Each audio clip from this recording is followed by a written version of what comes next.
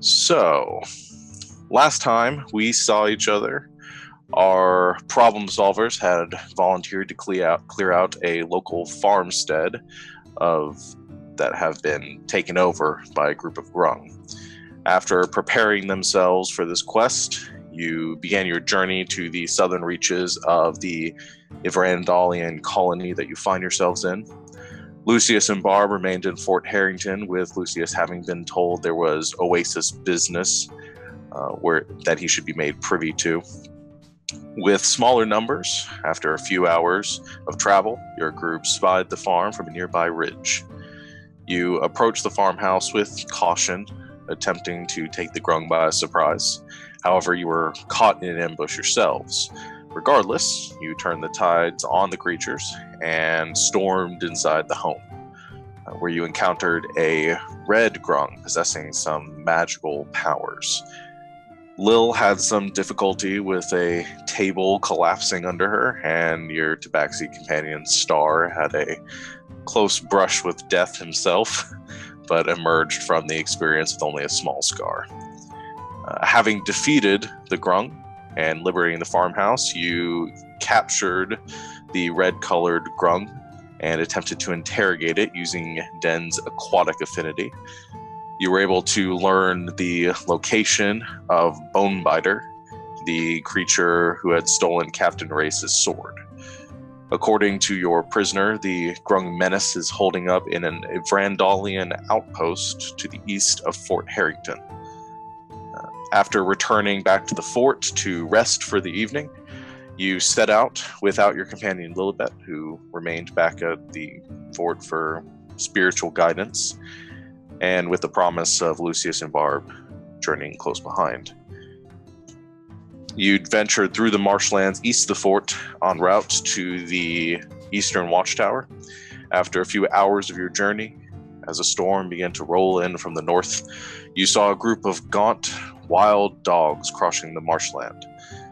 Before you could react, the dogs vanished, appearing right before you, snarling with malicious intent. Go and bring us over to the map as we start off our session today with combat. So, the first thing I would like everyone currently on the map to do is to roll for initiative. I'm guessing Barb and I are still back at the fort. We'll get to that in a second. Okay.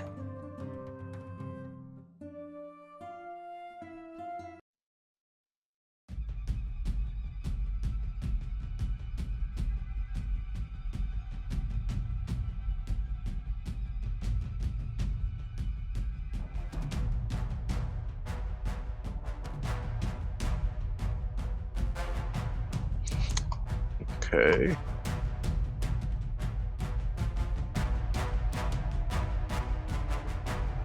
Alright, the dogs rolled their initiative. Everybody else have their initiative rolled? Yep. Oh, I guess I need to roll for Saren because she's with you guys.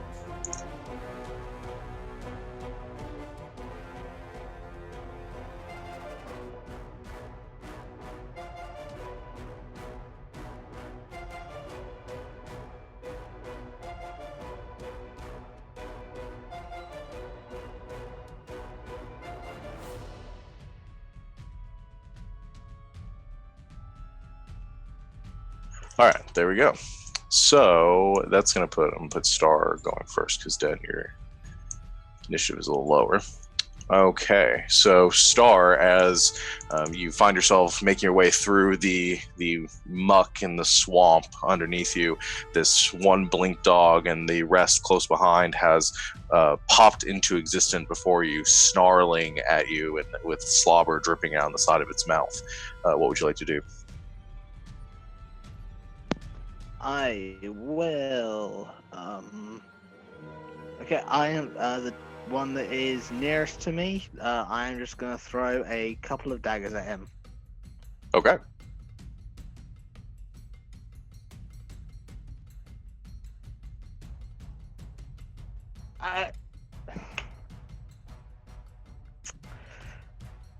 Two natural ones. Holy shit. um, a good start to the game today. You guys not warm up your dice. Okay, so Star, you come rushing forward. You take out both your daggers and you go to hurl them, but as you do, you step to the side and your foot gets caught in a patch of mud, and you actually slip, planting both daggers and your face into the mud below you. You're able to wrench yourself back up. You do lose, I'll say, half of your movement for the turn, having fallen and having to get back up, but now covered in mud. Well, I wasn't planning on moving anyway, so I'll end my turn there. Okay. All right. Den, that brings it to your turn. Okay. Yeah, I would like to run up to, I guess the one that's closest to me. So this is like water in front of me, right? It's not Yeah, they're very like deep though. Yeah, small streams interweaving themselves through this terrain. They're pretty shallow. It doesn't matter. I can swim. Yeah. I forgot. It doesn't matter. Okay, so I'm gonna run up there to that guy, and I'll use my action to pull out my war hammer and hit him. Okay. Make your attack. 21. That hits. Ooh, 10 points of bludgeoning damage. All right. So you rush up, your feet splashing through the mud, feeling that comfort of this semi-aquatic terrain. You bring up your hammer and you slam forward, hitting the side of this dog, which lets out a low whine as you feel a few of its ribs maybe crack underneath the impact. It slides to the side but holds itself firm, withstanding the blow, but is definitely injured from the strike. Anything else?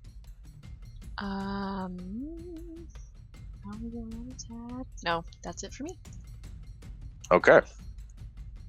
I'll put it to the Saren's turn. She is going to throw a dagger at the one that you are currently engaged with. Actually, no, she's going to use her scimitar. She pulls out her scimitars and she's going to rush up to your side, Den, and she is going to slash at it. Let's see. She is going to hit with her first strike. With her sneak attack, a total of 13 points of damage. So as she rushes up next to you, brings up her scimitars, and she stabs from the other side, directly parallel to where you hit with your warhammer, and sinks the blade to the hilt into the into this creature's hide. It lets out a low growl for a second, then a whimper as its muscles go lax, and she rips the blade out, and the blink dog falls to the ground dead from the combined attack of the two of you. And then she's just going to move behind you. Okay. That puts it to the blink dog's turns. They are going to... These two here are going to come rushing forward through the water and the mud. 5, 10...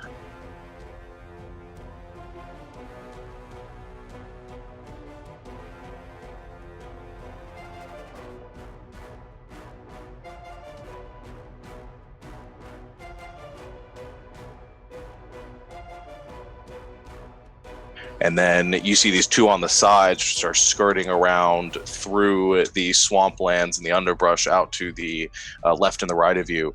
There is another similar popping noise, and you watch as one of them disappears and then reappears in an instant right next to you, Star. The other one off to the far sort of northern side of your current battlefield comes rushing across the water to about here, and then also does in that same teleporting, that blinking fashion, it appears right behind Saren. So that's going to be 2 attacks against you, Den.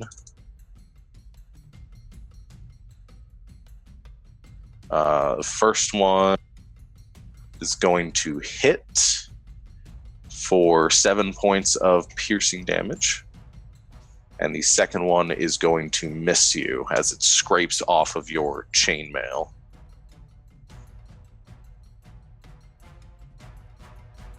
The other ones are one's going to attack Saren. It's going to hit 5 points of piercing damage.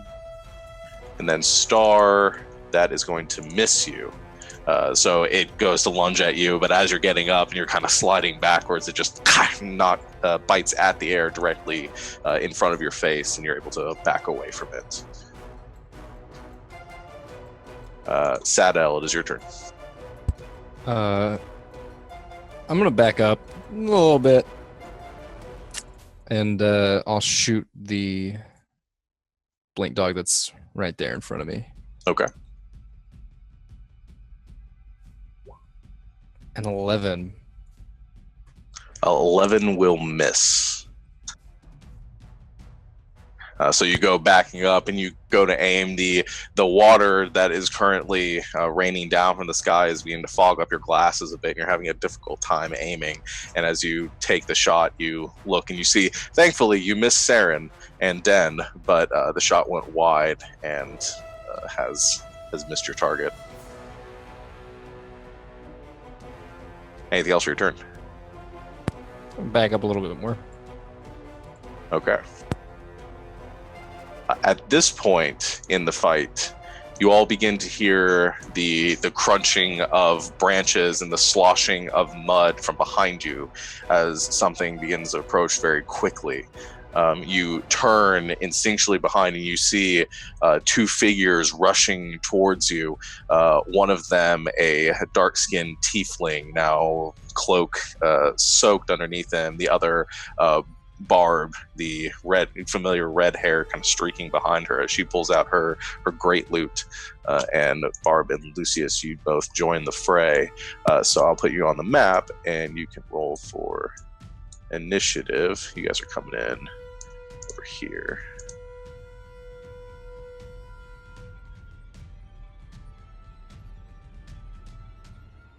Okay, you guys go and roll for initiative too.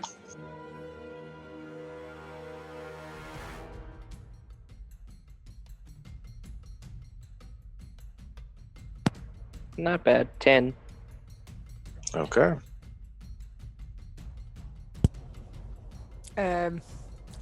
16. All right. I do the initiative order. So that will put Star. It is still your turn. Okay, I am going to cunning action to disengage. Okay. Hop back here to where Sadel is. Then the one that just tried to attack me, 2 daggers. Try and throw 2 more of my daggers at that one this time. Okay. Oh, fuck. 8 and 12. Okay. You disengage, avoiding the biting of this I creature. wouldn't have the bonus attack then, would I? So that'd just be the 1 attack for the 8. It would just be. So you still have an extra dagger too. So as you come rushing over to Saddle, you look over your shoulder and you hurl a dagger behind you.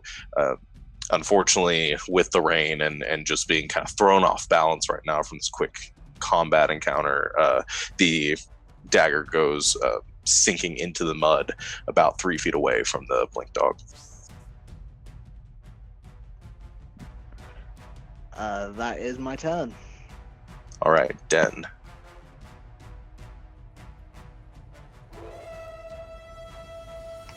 Okay. I am just going to hit another one, I think. I'll go ahead and use a Warhammer again, and I'll swing at this one that's on the side of me.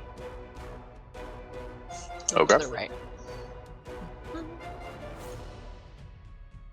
That's a 9. 9 will miss. So as you go and you swing at that one as well, it, in this predatory stance, dodges out of the way as your warhammer slams into the mud, sending up this wave of just ichor all across the ground there, but missing the creature. End of your turn. Yes. All right, Dang it.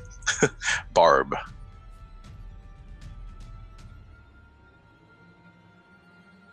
Okay, sorry. Having technical issues over here. I think I'm just gonna maybe kind of like walk over here. And like, what's my range on my great loot?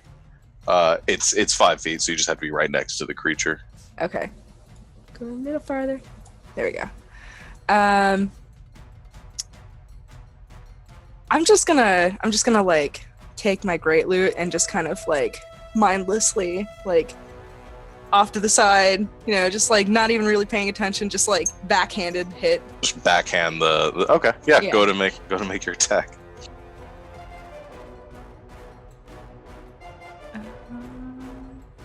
Where are you? There we go. Great loot. 10. 10. Okay, so with the casual demeanor rushing up, not really not really worrying about the danger of these creatures, you take out your loot and you swing at the dog in front of you.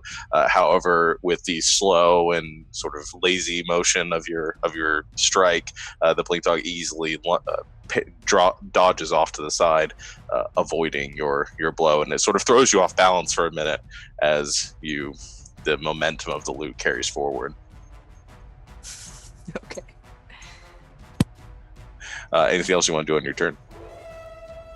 Nah, I'm good. Okay. Saren is going to use her action to strike at the one that is right next to you, Den.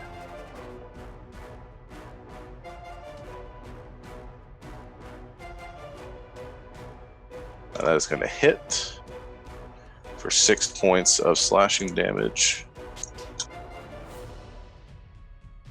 And then she's going to use her bonus action to disengage. And she's going to move 15, over, kind of trying to back away from the fray there. It's now the dog's turns. So the one that is, most of them are going to stay where they're at. The blink dog that Saren is disengaged from is going to pursue her across the map, following her that way. So that's going to be 2 more attacks against you, Den.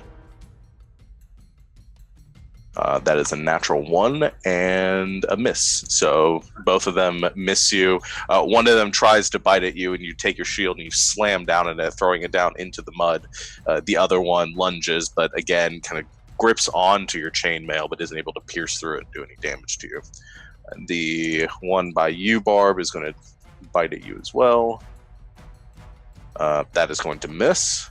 So it bites at you, but you, realizing that this creature might be a little faster than you anticipated, are able to quickly dodge out of the way of the strike, recovering yourself from the missed blow. And the last one's going to bite at Saren. And that one's also going to miss. Wow, they're rolling really well today. As this one chases after Saren, it lunges at her heels, but she's able to quickly dance out of the way. Sadell, back to you. I'm going to wipe the fog off of my glasses and try again. Okay. Except this time, I'm going to shoot the one that's on the top left of Den over here. All right, go for it. 17. 17 hits. 14 piercing.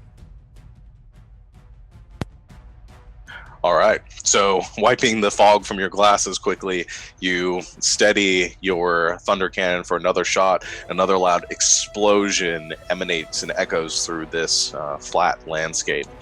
The blink dog is struck by the projectile, and you see a scattering of blood across the mud and the water around. It struggles to maintain its balance there and begins to sort of back away from Den, having taken a heavy amount of damage. Well done. Anything else? That'll be it. All right. Lucius. All right. Is Saren looking hurt at all? Like as she's running? Okay. She took a little bit of damage. Okay. Then I'm going to attack or at least try to attack the one that is attacking her. So I'm just gonna rend it. Okay, make your attack. No, natural 1. Okay, so you again try to conjure forth the distorting soul threads and try to connect with the with this creature by Saren, but you are unable to hit it, and you can see this blast kind of form in the mud nearby as the earth is split open in that area, but you're unable to hit the creature. All right. That's it. And, okay. Star, back to you at the top of the round. Okay, I will just run up to this one that's currently fighting Kara, as I know her, and try to dig 2 daggers into its back. Let's see if I have any more luck with melee. Because best friends right now, I get sneak attack with the first attack, I believe? Or yes, whatever, yeah. Whichever one hits, yeah. Yeah. 18 and a 16. Both of them hit, nice. So you can do sneak attack on the first one. First one is 8 points of damage, and second one is another 3 points, so that's 11 points of damage in total. All right, so as you come rushing up behind this dog, having not really paid attention to you, leap into the air using your cat-like agility and come striking down, digging both daggers into its back. It lets out a howl of pain as you do this and wrenches itself away from you. You can see a trail of blood following behind it, and it's looking pretty rough. I end my turn there. Okay, Den. Okay. So the one that Sadel just shot is like super injured. He's really hurt. Yes, that one is looking very rough. What about the other one? The other one took a hit, but it's not looking too bad. Okay. I am at that one. So let's try something different. So the one to the right of me, so this guy right here, I just want to reach out and try, hopefully I can hit him. I want to cast Inflict Wounds on him. Okay, go for it. What is Kyle giggling about so hard up there? I don't know. No reason.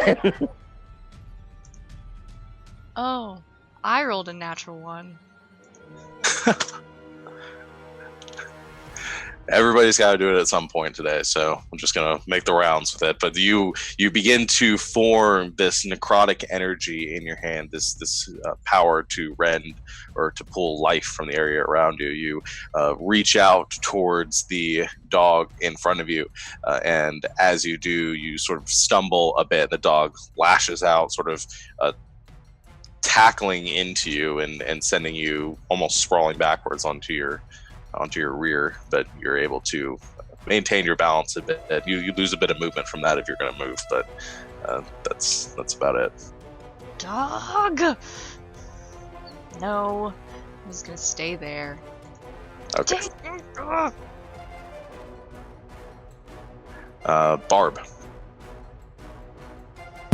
All right, so I'm gonna try and a little harder this time. Kind of backhand this rude animal. Try to Okay. bite at me.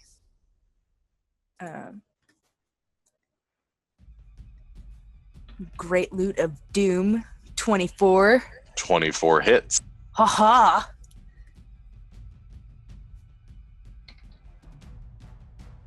$11 slashing. Well done. You take up your great loot. You slam down into the bag, digging the blade of the axe deep into this creature's back. It tries to pull away underneath the weight of the blade, and is looking very hurt at this point. Yay. All right, Saren's turn. She's going to turn around and take a stab at the one that you hit, Star. The first attack is going to hit for 12 points of slashing damage. So she turns around, takes her blades, and she cuts across the back of it, severing the spinal cord of this strange, distorted, or mutated-looking dog, and it falls to the ground, unmoving. And that is going to end her turn. So that one distorts and shifts across the other side of the embankment and begins to hold itself there, going to sort of a defensive stance. The other two are going to make attacks. So Den's going to be one attack against you. That's going to miss. And Barb, I think that is going to hit you. Yes, it is. That is going to hit you for 7 points of piercing damage. And you're not raging, so that is not halved. So those two blink dogs lunge at each of you respectively. Den, you knock the one attacking you to the side. Barb, the one that you just struck with your great axe, digs into your forearm for a moment. You're able to pull yourself free, but at least a big sort of bloody streak down your arm. And they're both going to stay there. Sada. I don't know where this blink dog thinks it's going, but I'm gonna take a shot at it Okay. with a 20. 20 hits. 6 piercing. Okay, 6 points of piercing damage as you aim at the blink dog, currently in a defensive position across this river cutting through the swamp here. You line up your shot, and another explosion sounds as the blink dog is sent flying off of its feet, rolling through the mud, leaving another trail of blood behind it, and it just limply gets back to its feet.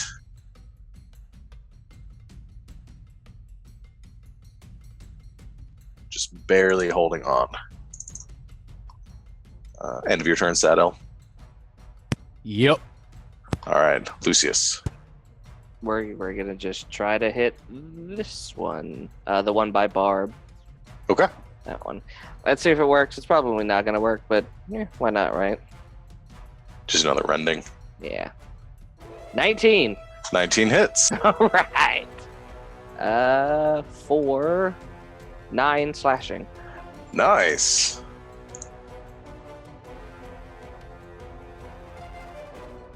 So you send another distortion of soul energy out towards this blink dog. It hits, and you actually watch as a line of flesh down its side is just seared open. They're exposing the rib cage underneath. It lets out a howl of pain, pulling itself back, is barely holding itself on its feet there, and is looking very, very rough. Well done. I finally hit something, guys. End of your turn?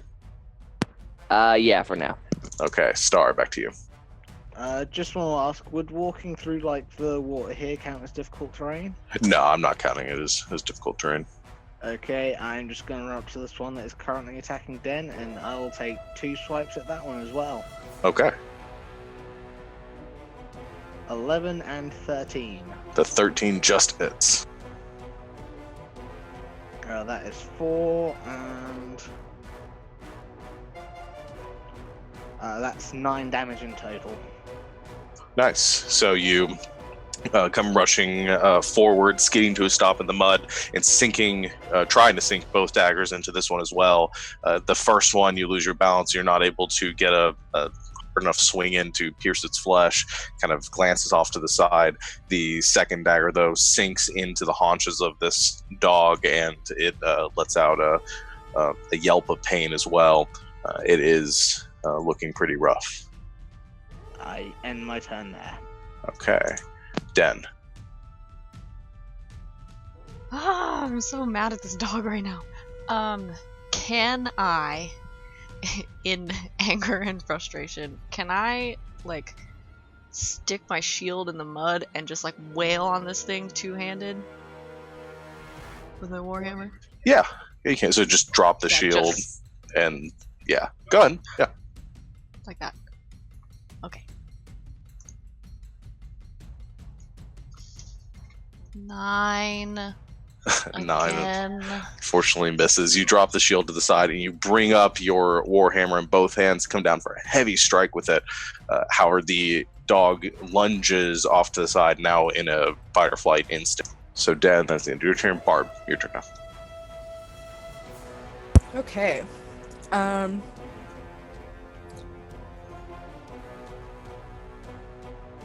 rough is this dude looking next to me? Extremely. Is limping, has blood pouring down one side of its body, is covered in gore and ichor, is looking just on the brink of death.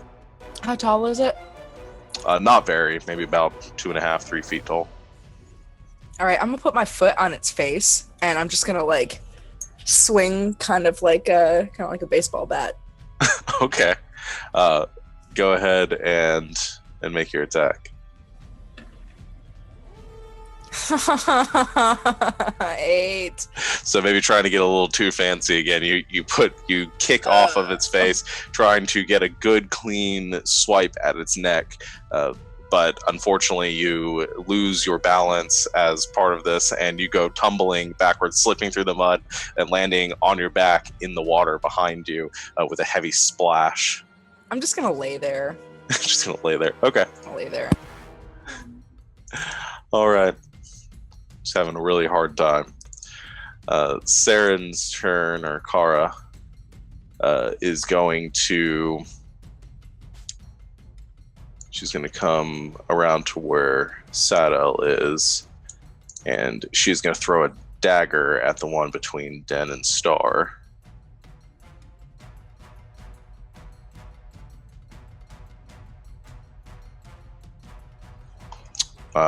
That is going to miss, though. So she pulls out the dagger, she hurls it in the direction of this dog, but it passes over its body and unfortunately misses. Put to the Blink Dog's turns.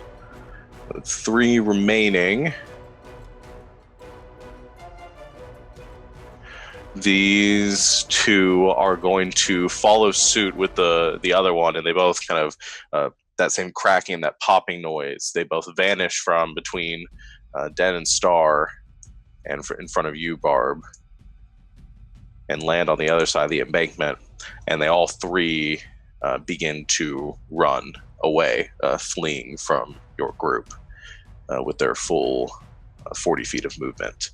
So that is going to put all of them off the edge of the map right now. So I'm just going to group them up here. So they're all about 15, 20 feet off the edge of the map at this point. Sadel going to do anything?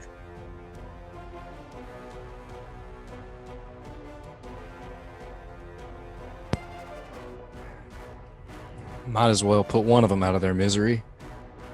And that one that is nearly dead that I keep shooting at, I'm gonna one last shot.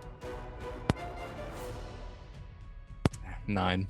9. Okay, you take another shot, but with all the foliage and the branches and the trees around, it's hard to get a decent shot. And you fire, and you see a chunk of bark blasted off one of these dead swamp trees, but you don't think it hit. Lucius? Can I still see them? You can. You can see them rushing off there. Probably about, let's see, the edge of the map, that's 60 feet. So they're probably about 80 or 90 feet away from you right now. So if I move my full 30 feet, could I still attack one? Because rending has 60 feet 60 feet. range? Yeah, you could. You Okay. just barely at the edge of that. I'm going to try that. So, yeah, he's going to move up to, like, there? I think that was 30. Yeah. Yeah. And then whichever one is closest, basically, since I can't technically see them on the map. So. Okay. Yeah. Let's try this. 14? 14 hits. No. 6 points of damage. Nice. So you just see one appear from behind the foliage just for an instant, and you use that moment to send that rending energy out towards it. And you watch as the dog is essentially cut in two, split almost directly down the middle, and falls to two pieces. That one is definitively dead.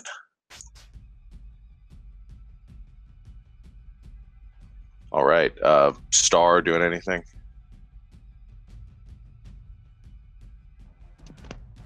I'm just, they're running away. Chasing them is not my thing. I'm just going to go pick up my daggers. Okay. Is anybody else going to try to chase after them or make any more attacks against them?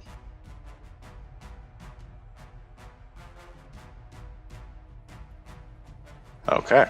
So that will end combat as the two remaining creatures limp off into the distance. You can hear the faint whimpering. The calm returns once again.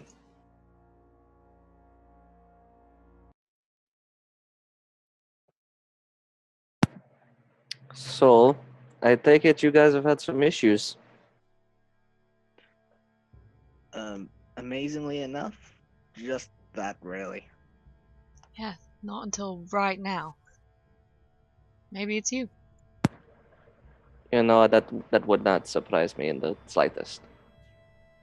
Do I have any idea what those weird, strange creatures were? I was going to ask you, my friend, because I'm not from around here.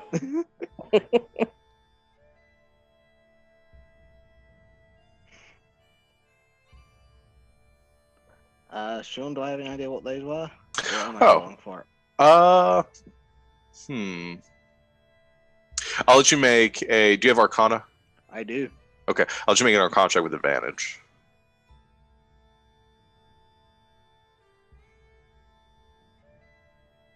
8 With advantage? with advantage. You aren't entirely sure. There's something otherworldly about these creatures. While they look like dogs from a distance, they have sort of elongated features to them, and they are definitely not native to Growldar as you would expect.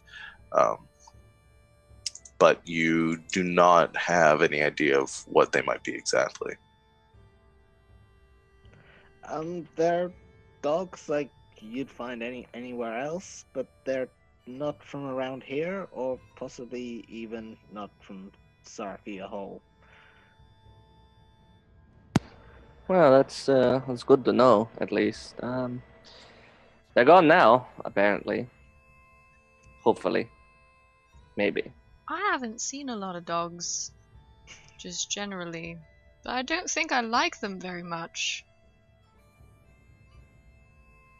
Would we happen to, since we've been around Din for a while, we know that she comes from, under the sea, right? Yeah, it's fairly obvious. Okay, She's I got was fins on the side of just- her Yeah, of well, her head. I I never think want to assume. probably on the ship she probably would have talked about Yeah. like home a little bit and stuff, but she's only been on the surface for like a couple of years at this point. Gotcha. So, So and it's been mostly on the water on ships and stuff. So no dogs at all.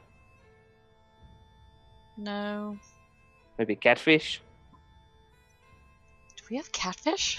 Does Sophia have catfish? Sure. Yeah, we've got those. They don't look like your cats though. Hmm. Or like Star. I They're want not to. furry. I want to see one of those. That would be interesting. A catfish. Well, if we ever end up that away, we could, go to my home city at some point. That might be fun. So It's better than my home Lucius. city. Yes.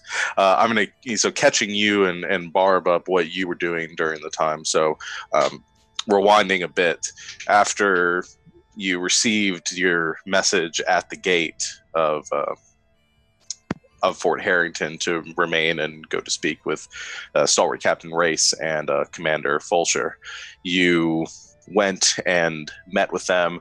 They informed you of some business or a missive that they had received that wasn't sent specifically to you or to anyone. It was sort of a general information that is being sent around or passed around to some of the important figures and in Vrandalian military, but it did pertain. It was information gathered by Oasis, and they felt it was important for you to know. What you and Barb, you probably sat in on this conversation as well. What they told you was that there seemed to have been Ondakir ships that had broken through the blockade to the south and had been spotted off the coast, the southern coast of Graudar. And there were talks over some time, and you could have engaged in a conversation you wish and made recommendations, but it didn't seem as though there were any immediate threat. But they are worried, or Captain Race and Commandant Fulcher expressed that they feel that they might be having to move their timeline up a bit, and they are currently in the process of planning. How many ships? Not an exact number, only a few. But they were spotted off the coast, and it's believed that there might be some members of the Ondakir army trying to make their way into Graudar. The other bit of information, and these conversations and these talks took place over the better part of that day into the next day, and you were told by Lilibet, who met you in the market square as you were leaving the keep, what the rest of the party was doing, and she sent you this direction. They were also told, or you were also told by Captain Race to pass a message along to Saren that had been received for her. It was a slip of paper. It wasn't sealed or anything, just a small piece of parchment that says the Ebon Moon pulls the waves to shore. I handed it to her. Okay. She takes the slip of paper and looks it over, and you can see on her face just the faintest bit of surprise before she rolls the parchment back up. She looks around to all of you and says, now that Barb and Lucius is here, I have to head back to the fort. So, sorry, I won't be able to help with this. Got some business to take care of. That's alright. Seems we all have business today. Will you be all right without me? We'll be I fine. suppose. We got through that all right after a while. Well, all right then. I'll be back soon, hopefully. I'll meet you back at the fort if I'm not able to catch up with you before then. Good luck. She grabs her bag and begins heading back through the footsteps along this path that you guys made your way down. So, what did we miss? Mostly just dogs. Did you? I'm guessing you. Talking to Lil, you cleared the barn or the farm. The farm. Yes, farm. Oh yeah. All those frogs are dead. That's good. Except one. We took a prisoner. I can talk to frogs. Found this out yesterday. Didn't know. So there It's you go. always good. It's always good to learn new things in a different country. Yeah. Hmm. Could we rest for like a minute? Just a short amount of time. That's okay.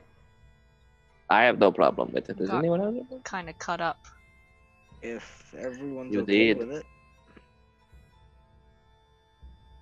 Okay, so you guys want to take a short rest here, trying to find a dry patch to sit on and try to tend to some of your wounds. I don't do that. You don't care, no. You guys can rinse the mud off your clothes, any of you that fell, though, and these streams making the way through. Now the rain is beginning to fall. The very shallow streams that had been running their way through here are beginning to swell, and the ground itself is becoming more and more saturated and more like a river. While this is happening, Lucius looks to Barb. Barb, can I see you just for one tiny, little tiny second, please? I mean, I'm not invisible. I do not dispute that fact. Can I talk to you, let's say? We're talking. This is why we get along. You know that little trinket that I gave to put on your loot? Yeah. You know how I said maybe one day soon I might need it back? Why are you always taking shiny things away from me, Lucius? I mean, I'll give you more shiny things. We're in a country that is probably full of shiny objects. You're supposed to give girls shiny things, not take them away. If anything, Star has a whole bunch of shiny things you can take from him. It'll be fine. I mean, I'm not sure I'm just supposed to take them. You're supposed to, like, give them to me, but now you're, like, taking them back, and I don't know how I feel about this. I will try to be better at not taking shiny things away from you. Nah, it's cool. You can have it. It's fine. Thank you so much. And he takes the bracelet that was off of her great loot and puts it on. And does his vapor puppet for the first time. Okay, so you take the heirloom that you had given to Barb and put it back on your wrist. As you do, you see that smoke begin to form around it that seems to kind of drift off of the metal itself. You concentrate for a moment, pulling at the smoke with your innate understanding of its bindings and inner workings.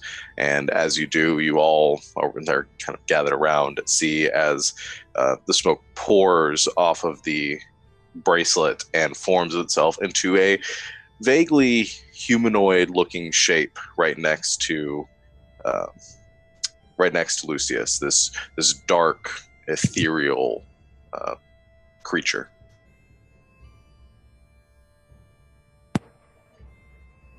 I did not think that would work in the way that it did, but I like it. How on earth did you do that? And I'm just waving my hand through the smoke that makes up the creature. It goes right through it, right? Because it is made of smoke, yeah. It just sort of there's a little bit of resistance to it. It's thicker than you expect, but you are able to kind of push through its form. My family, tiny little backstory. My family has been able to do this for a long time, but every 4 or 5 generations, this happens, and it just so happened that I was the one that was chosen. So it's the first time I've done it, though. I didn't think it would be that easy, or it would look that put together. Wow. Hopefully it helps in whatever we do next. Does it This hit is so things? cool. Oh, yes, it hits things. Alright, I like it. And from my understanding and from what I've been told and read about, it can go basically anywhere smoke can go. So if there's a door, it goes right under it. So Don't breathe it. So, you guys are taking a short rest. So, everybody roll hit dice and get everything they need to. Okay. So, what do you guys wish to do now?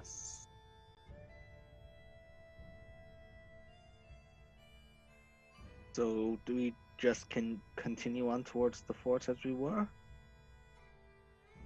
Watchtower, I mean? watchtower.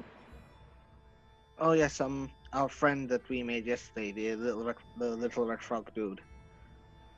The one that Din had to talk to. Yeah. Oh. He pointed us to, what's their name? Bonebiter? Yeah, that's the one that stole the sword. He pointed us towards Bonebiter, who's at the watchtower in that direction. I say, pointing towards the direction, or I assume we can see the tower. You can, because you're sort of at a low point right now, and the watchtower that you've been heading towards is up on a far, almost like cliff face towards the northeastern side of this caldera here, this basin.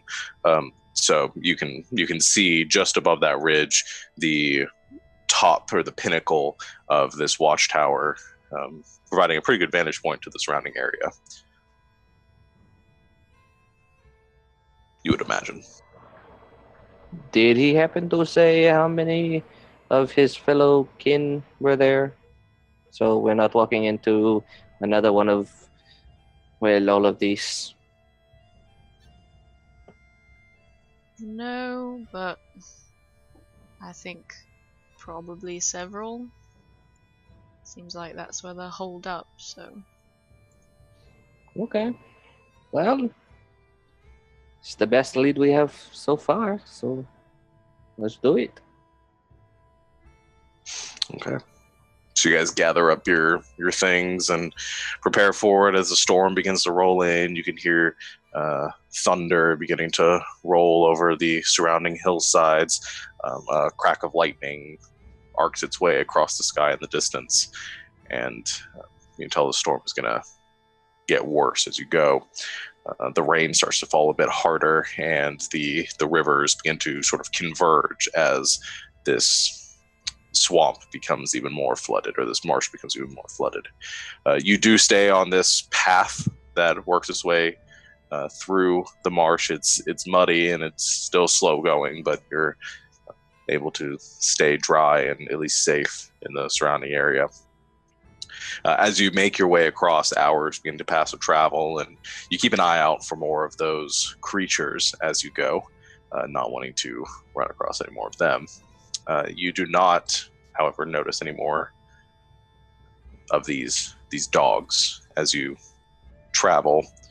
You do see some swamp life, a small sort of grouping of normal-sized frogs, or turtles, or other sort of natural creatures that live in this environment. In the distance, over the canopies of the forest to the south, you can see birds coming down to roost amongst the canopies. You can hear the sounds of the jungle beginning to rise up as the sounds with or along with the sounds of the storm. As you make your way across the terrain and finally make yourselves to the base of this short cliff face that leads up to the watchtower, you can see a path that cuts up the ridge that you can follow up to the top. It's fairly narrow, and wide enough that a cart could fit through it, so you guys can walk up a few at a time.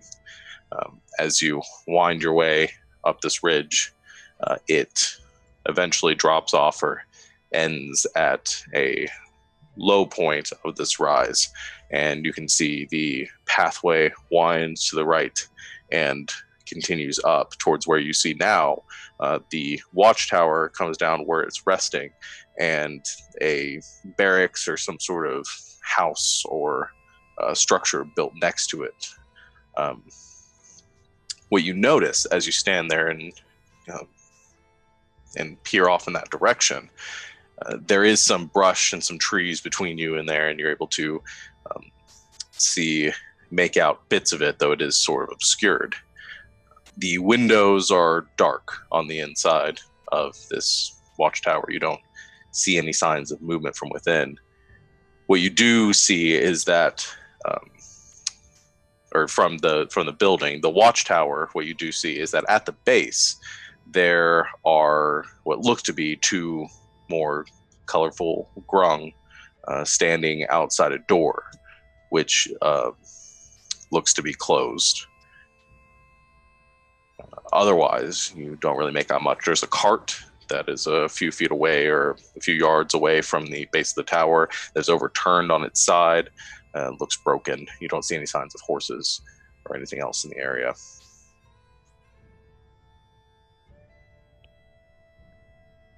So, do we run on there kicking and screaming, or do we come up with a better plan?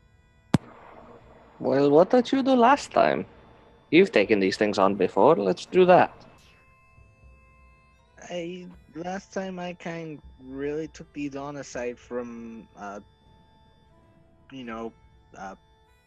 pest extermination, was a large-scale war chasing them out of an ancient city.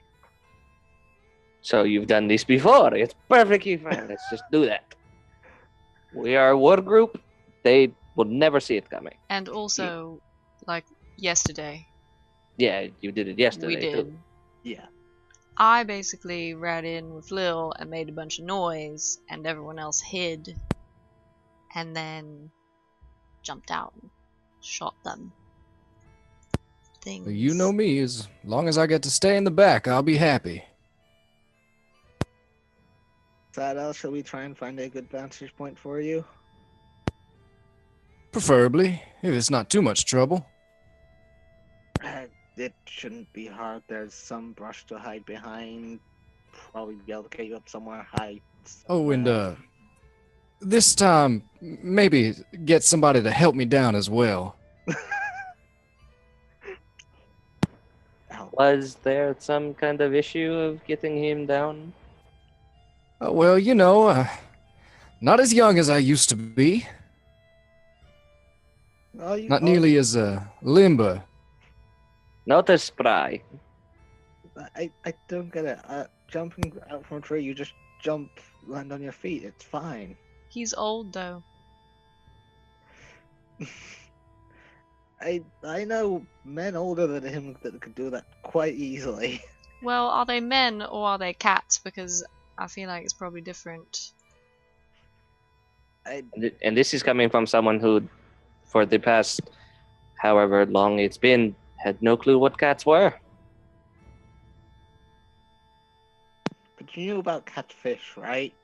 Well, they don't have legs, so it's a bit different. I just give a little huff and just kind of start walking towards the tower. All right. So looking for a place or a vantage point, it's a little bit difficult because the watchtower, in its nature and sort of purposely picked this way, is on the highest ground in the area. So everything else is at a lower vantage point from it. And it looks like surrounding the watchtower in maybe about 50 feet in a circle around it, the trees have been cleared and cut away in order to probably build this structure. There are some large, fairly sturdy trees in the area that you could climb up in, and there is some underbrush that you can work your way through to get some cover so that you're not out in the open. But it's not the ideal situation. There is an ideal sniper's nest in the area, other than the watchtower itself. Damn. Are there any living things at the bottom of the watchtower milling about, other than us? There are the two grung that you can see, and as you get maybe a little bit closer, you can see there's one green one and one blue one. They're sitting at the base of the watchtower, each one holding a spear.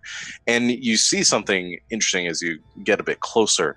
The door to the watchtower itself looks broken, like something was trying to get into it. But it looks as though something is barricading it from the inside based on the destructive and the break patterns across it. It looks like the entryway has been barricaded to keep something from getting in. What do we know of this watchtower? Was it part of the fort? Like, did they send people, or is it part of your people's? And I point at Star. Would I know this is a tabaxi construction? No, this is a Randallian outpost. Is something that they built. You've heard it mentioned a few times. This is the one that they haven't had a report from in a few days now.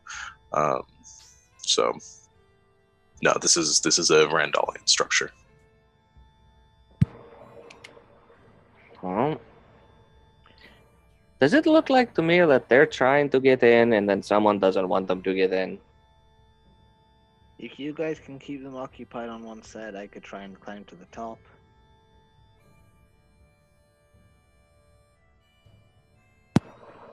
Do you think you can climb all of that? It would take me a while, but about how tall is the watchtower? Probably about 50 feet tall. Give me about half a minute.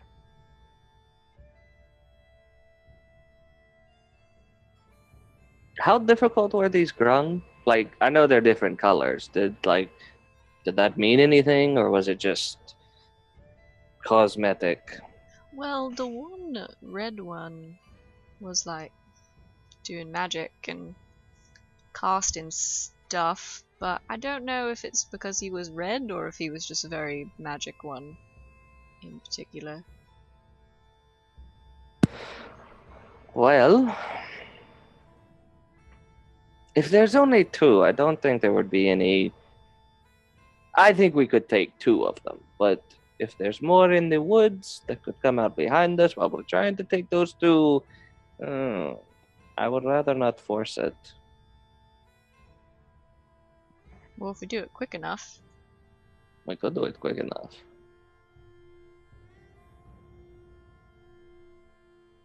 And if there is someone or some people inside trying to keep them from getting inside and see that we're trying to stop them, maybe they will come out and help us too.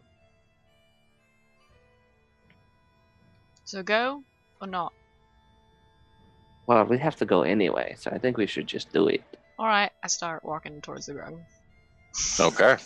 Anybody else do anything as you guys are as Den begins making her way into the eye line? Because it's been a few hours, I remake my smoke vapor puppet because it only lasts an hour. Okay, yeah. And then I send that with Den. Okay. Is it still raining? Yes, it is. Okay. Are you? Oh, sorry. Go ahead. Barb, go with them and make sure they get the other side of the tower from where I am now. I want to make the quickest ascent to try and climb up it. Okay. If anything goes wrong, Bob, remember, sing. It's a beautiful, beautiful tone. I know you've been working on it for like a day and a half, and they would love it. Just do it. They will love it. I will do my duty. Yes, you will. Go. I'm gone. Like, So Barb, you go to catch up. So that's Den, Barb, and the Vapor Puppet going forward, kind of approaching it from the front up the path. And Star, what are you doing? I'm just gonna sort of stay where I am, and as soon as the grung's attention are focused on those three, I'm making a beeline for like the nearest strut or leg or corner of the tower. Okay. And let's see, Sadel, what are you doing? That is a great question. I'm gonna. I think I'll go cover Lucius. Okay. And Lucius, where are you going to be? He's probably gonna stand back because he is kind of squishy. Kind of because I know the shadow puppet has to stay within like 60 or 70 feet of him, so he's gonna stand back, just backing everyone up and hopefully not getting stabbed to death. Yeah, so I'll stay near him Mhm. just in case anything goes wrong. Right. Okay.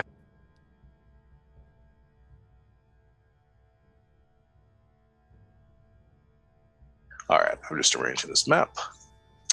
So, with Star, Lucius, and Saddle sort of staying back about 50 feet or so away from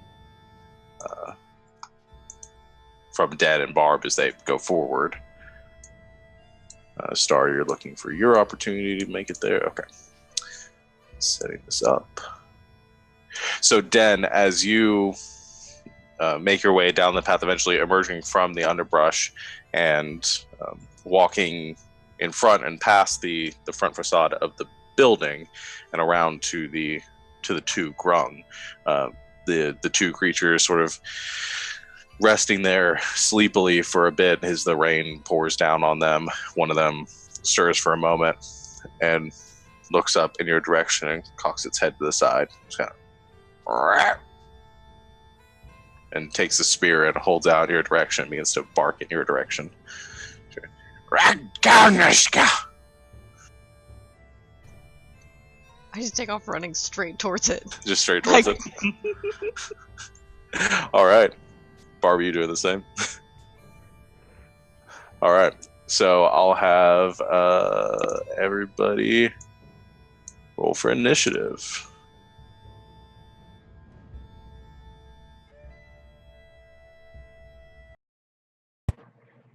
I'm guessing the Vapor Puppet uses my own initiative? No, it uses... Oh, no, it goes on your turn. Yes. Okay, sweet. Yeah.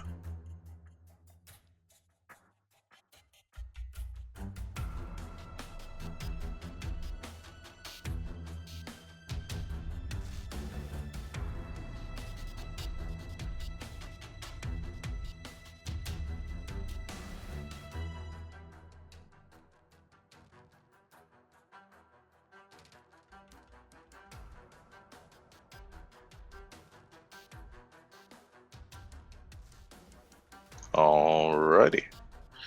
Everybody on the tracker?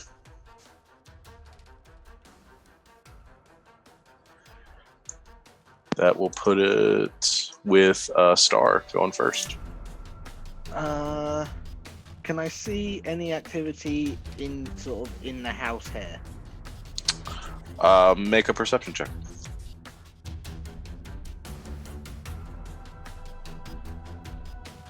6. The two windows on the top floor are open. It looks dark inside. You don't see anything moving around in there yet. The bottom floor doesn't have any windows or anything on it. The front doors, heavy wooden doors, are currently closed. Okay. Yeah, for now I am just gonna come up to the side of the house there. Just up to there. That'll be my entire turn. Okay. It is the Grung's turn now. So these two, as they've been startled by Den's sudden approach, they are caught a little bit flat-footed here. So they go to pick themselves up and gather their supplies, which is going to cost them some movement to be able to do that. However, they both go rushing forward towards you with their spears drawn to about here and hold themselves in a defensive stance as you approach.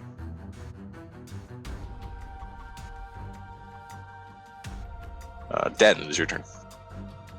Alright. I've had it with these frogs. So I would like to go up to this one right here and smack him with my hammer. Okay. 21. 21 hits. That's 7 bludgeoning damage. All right. So you come rushing up to this one, pulling out your warhammer to the side. As you stride forward, you swing horizontally towards it, smacking across the face. The grung tries to maintain its balance from the impact, kind of staggers to one side, shakes off its head, and holds its spear there. You can see blood and a swollen eye now as blood pours down its face. That's it. Okay. Sadel.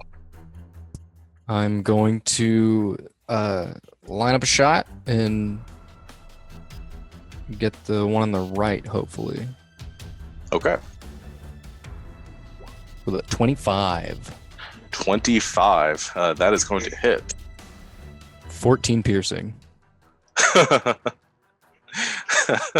All right. So you line up with your thunder cannon, almost going down to one knee to really level out the shot. You squeeze the trigger, and there's an explosion of thunder that seems to echo through this opening in this clearing here off of the house itself. You see the grung standing there in one moment and then suddenly headless in the next, as there's a smear of just blood and gore behind it. The grung's body, the spear drops to the ground before the body drops to 2 knees and then falls to its side.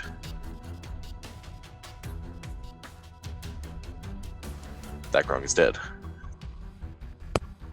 Are you sure? Pretty sure. You can go check though if you want. Yeah, I might on my next turn. We'll see. So assuming that ends your turn. Yep. Lucius, did you roll clicking the? Yeah, I didn't see my token until. That's fine. Yeah. We'll just go with that one. Just want to make sure. So Lucius is your turn. All right. I'm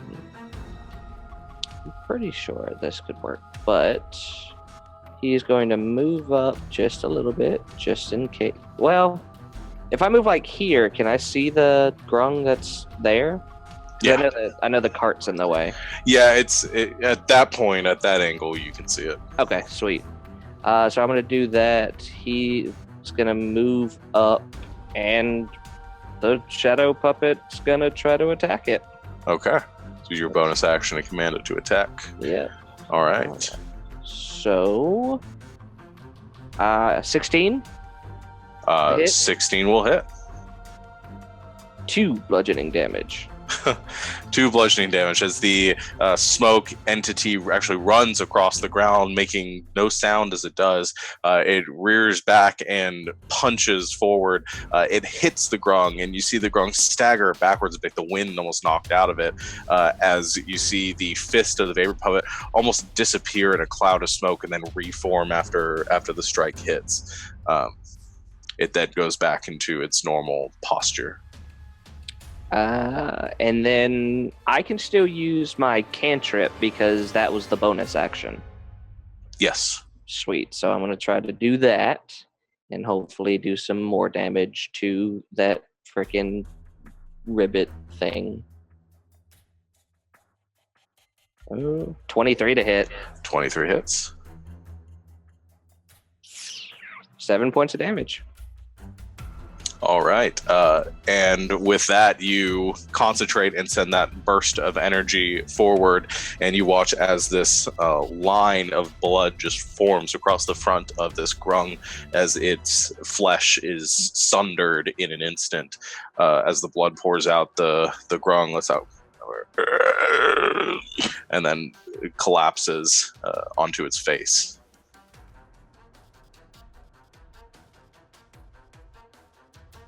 End of your turn, I assume. Yeah, that's the end. Okay. Barb, it is your turn.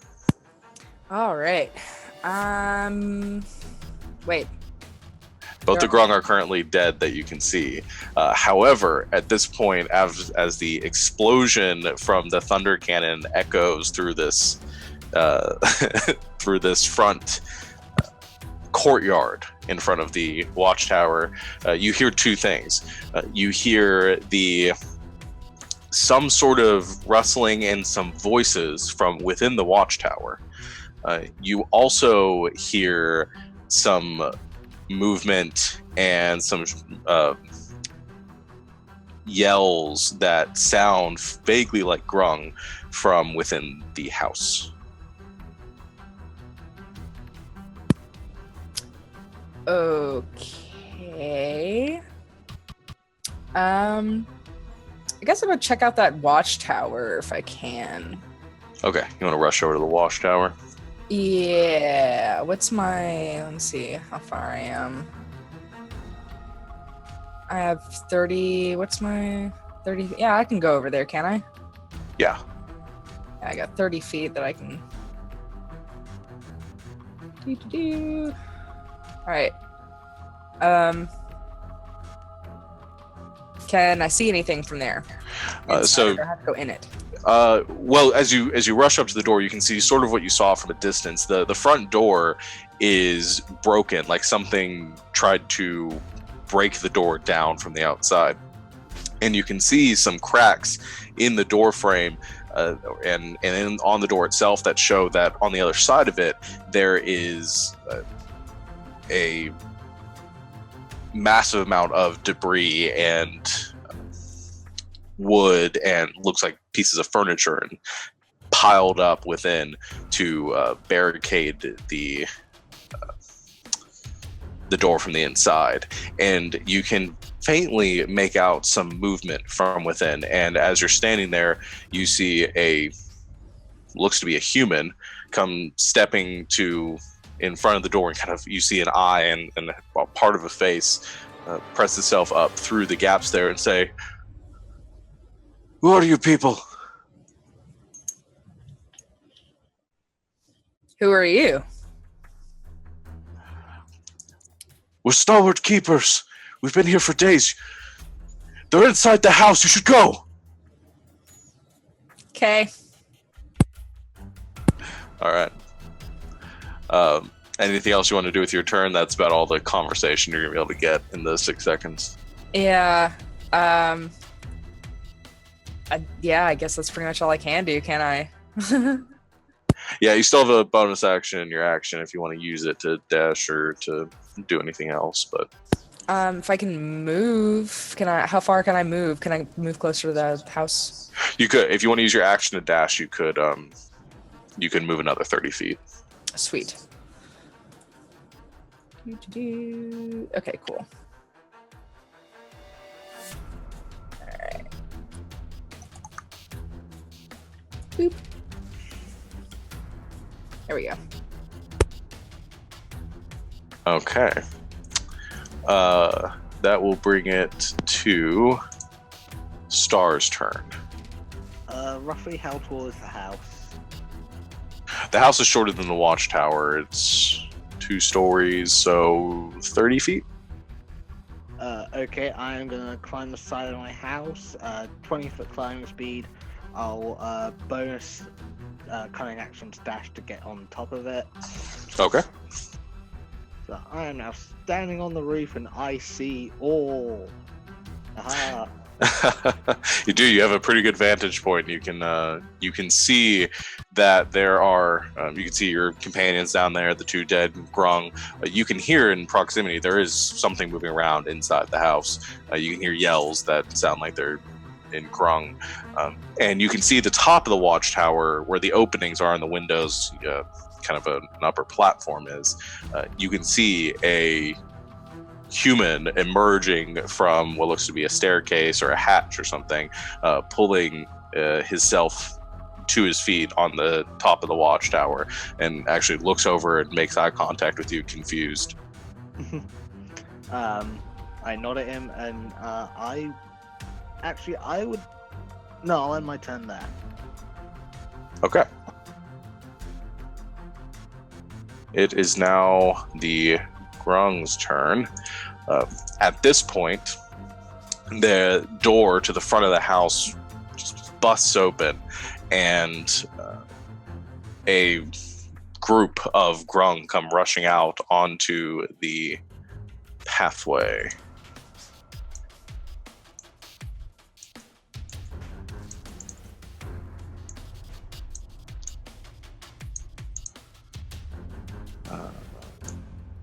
Four. There we go.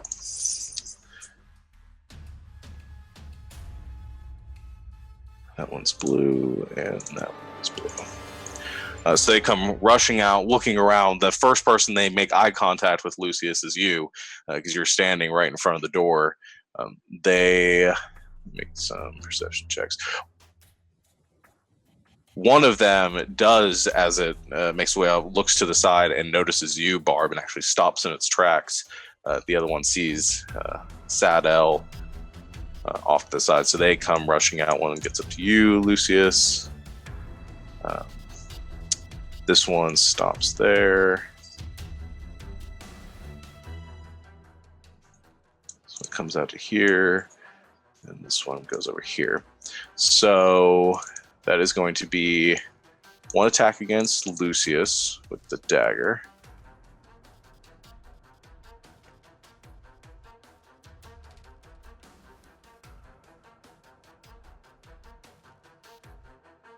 That is going to hit you for 3 points of piercing and 3 points of poison.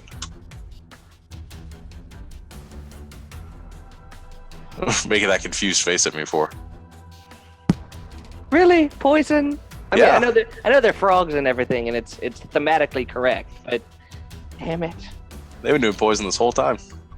They do look a lot like poison dart frogs. Come on. Yeah.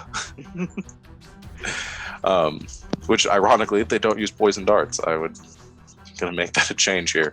I'm gonna have, let's see, and then one of them is gonna throw a dagger at you, Sadell. That is going to miss you, though. So hurls the dagger at you. You're able to dodge out of the way with your sort of gunslinger's agility. And the last one that noticed you, Barb, is going to turn around and try to take a swipe at you, kind of off balance a bit. And that is going to hit you for 5 points of piercing and 2 points of poison.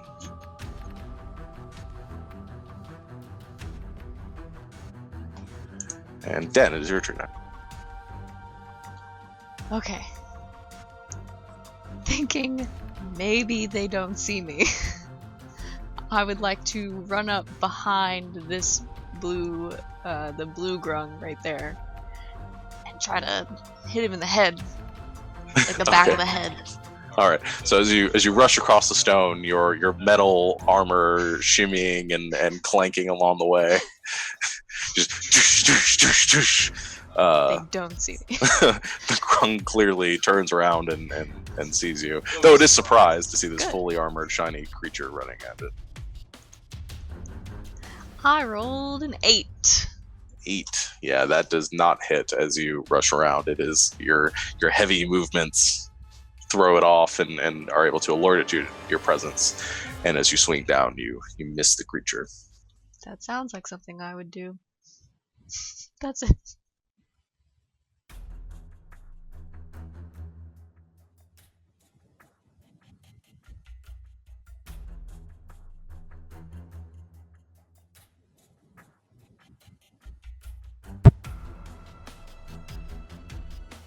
Is that my turn? Sadell, oh yeah, Sadell is your turn. Sorry, I must not have been hitting the push to talk. No, I didn't hear you. Sorry. I just wanted to make sure. Sorry. I'm gonna shoot the one on the left side with a 23. Oh, that hits. 9 piercing. Okay. That's the one that just threw the one all the way on the left, you said? Okay, That gotcha. one. Thank you. All right, 9 points of piercing damage as you fire another shot, another explosion through this courtyard. This grung is hit in the side with the bullet and is sent spinning. It stays on its feet, still up, but it's very wounded. All right, Vapor Puppet's turn, or sorry, I don't know. It says on the tracker. Lucius, is your turn. So here's a question. Can the Vapor Puppet, like, move through that overturned wagon, or does he have to go around it? It can hover over it, or it can move around it. It can pass through small spaces, but it can't actually move through objects. All right. Well, he's going to move to there and attack the one that Din's trying to attack. Okay. Where is my Vapor Puppet? There it is. Let's see if this works. 15 to hit. Hits. 5 bludgeoning. Nice. Sweet. And then Lucius is going to try to rend apart the one that hit him, because ow. Okay, the one right in front of you? Yeah. All right, that one is within melee, so you would have disadvantage since it's a ranged attack roll if you're using your rending. How does 5e work with taking out a weapon? Because I know in like 3.5 it took an action or something. It's a free to pull out one weapon. It's a free action. So as long as you don't have another weapon in your hand, which you don't right now. Sweet. He's going to reach behind him and pull out his sickle and try to attack that. That works. So make an attack with that. 13? 13 hits. Oh. 2 slashing. 2 slashing. Mm-hmm. And that would be it. Okay. So you pull out your sickle and you slash at the grung in front of you. It mostly dodges out of the way, but you do cut it across the side, and you do draw some blood, injuring it a bit. That'll put it to Barb's turn. All right. So I think if and I can, I would like to get some anger on. All right. Use your bonus action to rage as you. What are you doing? Strumming your lute? Yeah. I'm just gonna start like hitting my lute strings. All right. So as the kind of off key and metallic resonating of the lute strings echoes through this courtyard, you begin to have that anger well for you once again as you go full metal. Yeah, full metal, kick these frogs' butt. So I think I'm just gonna start like swinging my little thingy around, and I'm just gonna try and slice through this puppy. All right, go to make your attack. All right, so it'd just be rage great loot, right? Yes. When do I get to use the great weapon mastery? Whenever you want. You just have to decide you want to use it on your attacks that turn. Don't forget, I know it's been 2 weeks since you played. You also have that reckless attack now where you can attack with advantage, but creatures have attacks with advantage against you. So I can do this with advantage? If you choose to. It does, all attacks against you on the next turn will have advantage, but you get advantage on your attack. So it's a trade-off, but you can do that if you want to. You can do that and your Great Weapon Master if you really want to go all out. Yeah, I do. All right. I'm going to slice this guy open. Okay, so roll the Great Weapon Master Rage and roll with advantage. 17. 17 hits. Yay! For 23 points of slashing damage. Oh man! So you pull out, take out your lute, and in one blow, with not even a drop of blood, the lute you cleave straight down through it, parting it straight down the middle. There's a moment where it sort of before it splits in half, sort of underworld style. Slash to death. Nice. So that one is completely and utterly dead. Any movement or anything? Gonna stay there? I think I'll go over to the one next to Vapor Puppet. Okay. Everyone ganging up on this grung here. All right, Star. That'll put it to your turn. Okay, I am just going to hop down to here on the roof. Okay, so it's like a lower level. You're actually you're essentially even keel with the second level of the house. You can see the windows on just behind you. Can I take a action there because I don't want to be facing this way? So, yeah, I'm just going to be throwing 2 daggers at the grung that is fighting Lucius. Okay, the angle where you're at. Yeah, I'll say you good. It's just make it a normal attack. Oh, what's the distance as well? Actually. Yeah, if you're within 20 feet, if you move 1 square forward, which you still, if you have enough movement, I'll let you attack. I should do, yes. Yeah. Haha, so I get my sneak attack now. Yeah, I'll let you have that. Haha.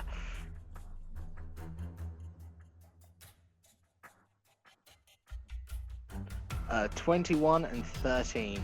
Okay, the 21 and the 13 both hit. So that is 8. That is 12 piercing damage in total. Okay, you take both daggers and you hurl them forward as they spin through the others.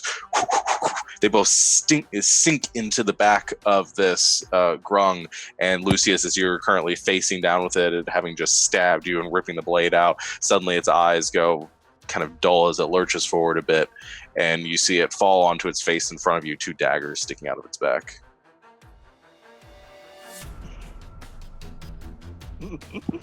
Do I see Star? Yeah, he's not hidden right now. You see him standing up on top of the roof there. As the grung falls down, you look up and you can see Star standing there just on the follow through with his after throwing those daggers. That is my turn. Okay. Is now the grung's turn. Let's see, 2 remaining there. So the grung that got shot no longer has its dagger.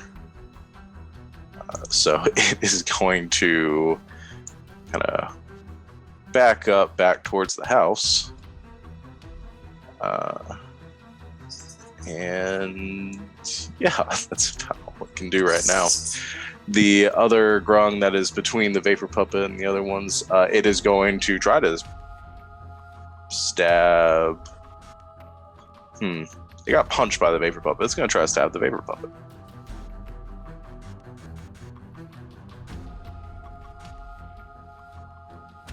That's going to miss, though. So it lurches out with its dagger, trying to cut across the creature, but as it does, it just hits this kind of wispy smoke trailing off the sides of the elemental-based creature, and is not able to make any impact.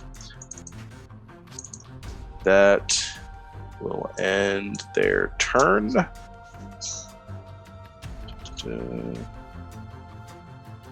1 second. Yeah, that'll end their turn. All right, done. Okay. One more time. I'm gonna bring the hammer up and try to come down right on top of his little frog head. Okay. 9. Again. 9. Inspiration from last session, remember? I don't want to use it on a frog.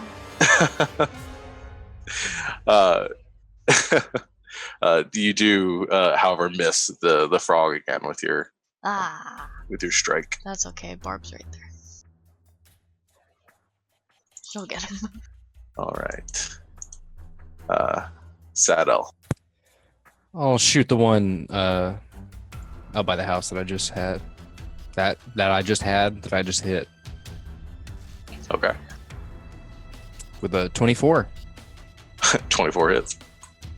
7 piercing damage. All right, and taking another shot, hits center mass, and you actually, the grung is hit in the chest and blown back through the door and into the house and kind of skids out of sight. And you just hear this kind of last, like, Terrorists win.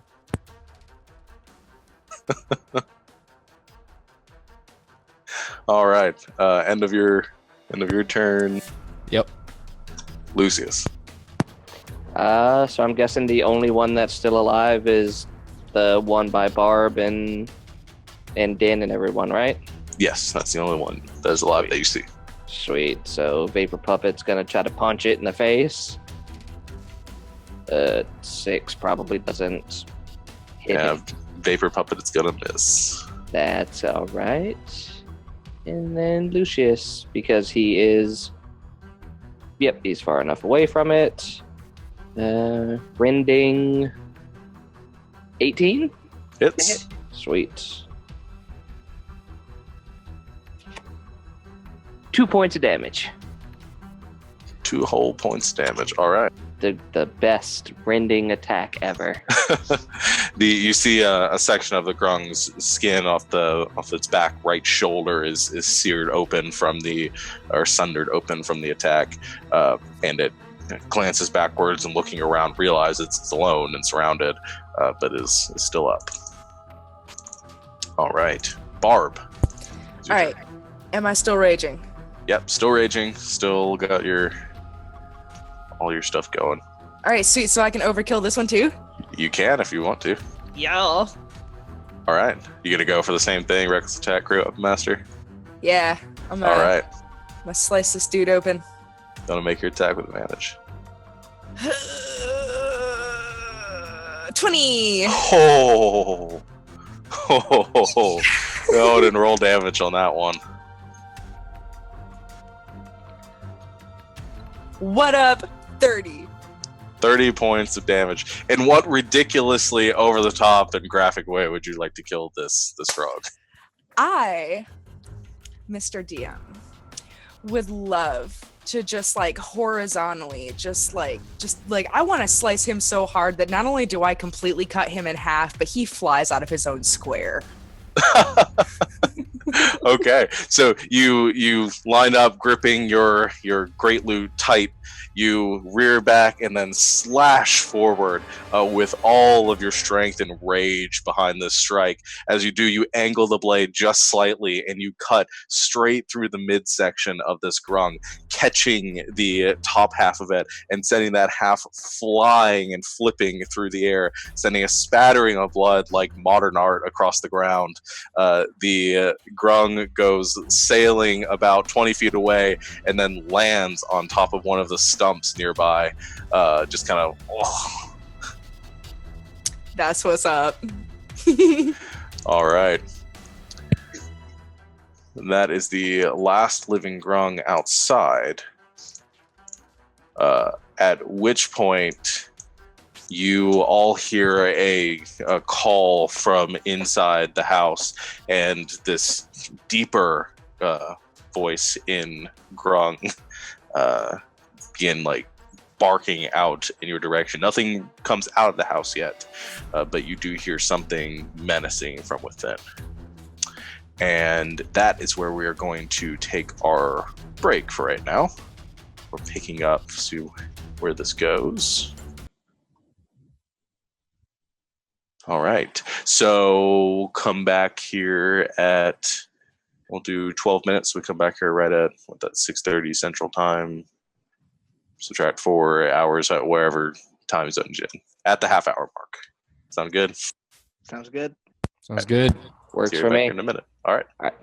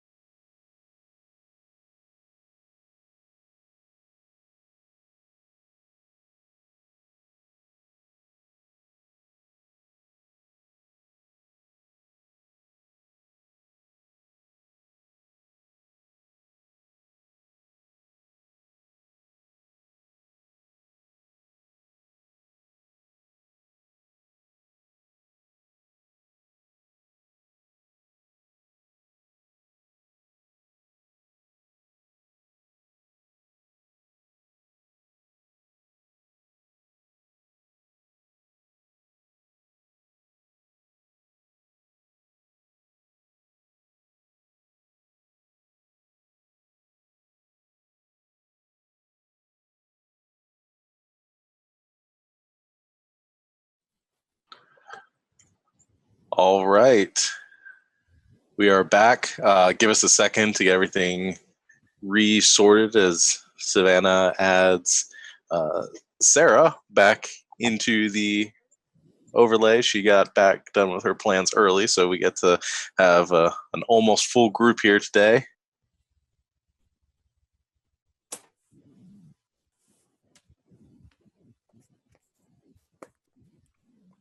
Give her a second to do that.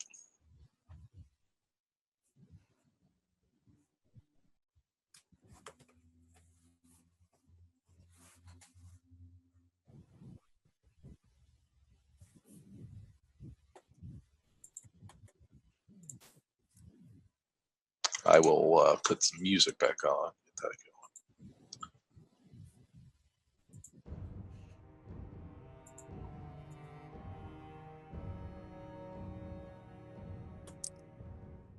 going.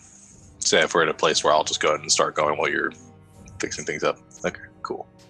So as the battle comes to a close and you hear this voice echoing from inside the house, this deep grung sounding voice, you also hear crunching through the underbrush below or behind you, once again turning around and seeing a familiar face come rushing up the hill as Lilibet, now covered in mud and sweat and kind of drenching wet, comes rushing through the tree line, seeing all of you. And Lilibet, you see your entire group gathered outside of this watchtower, which you had been pointed in the direction of, and you see a cluster of grung corpses kind of plastered across the ground in front of the house, including one half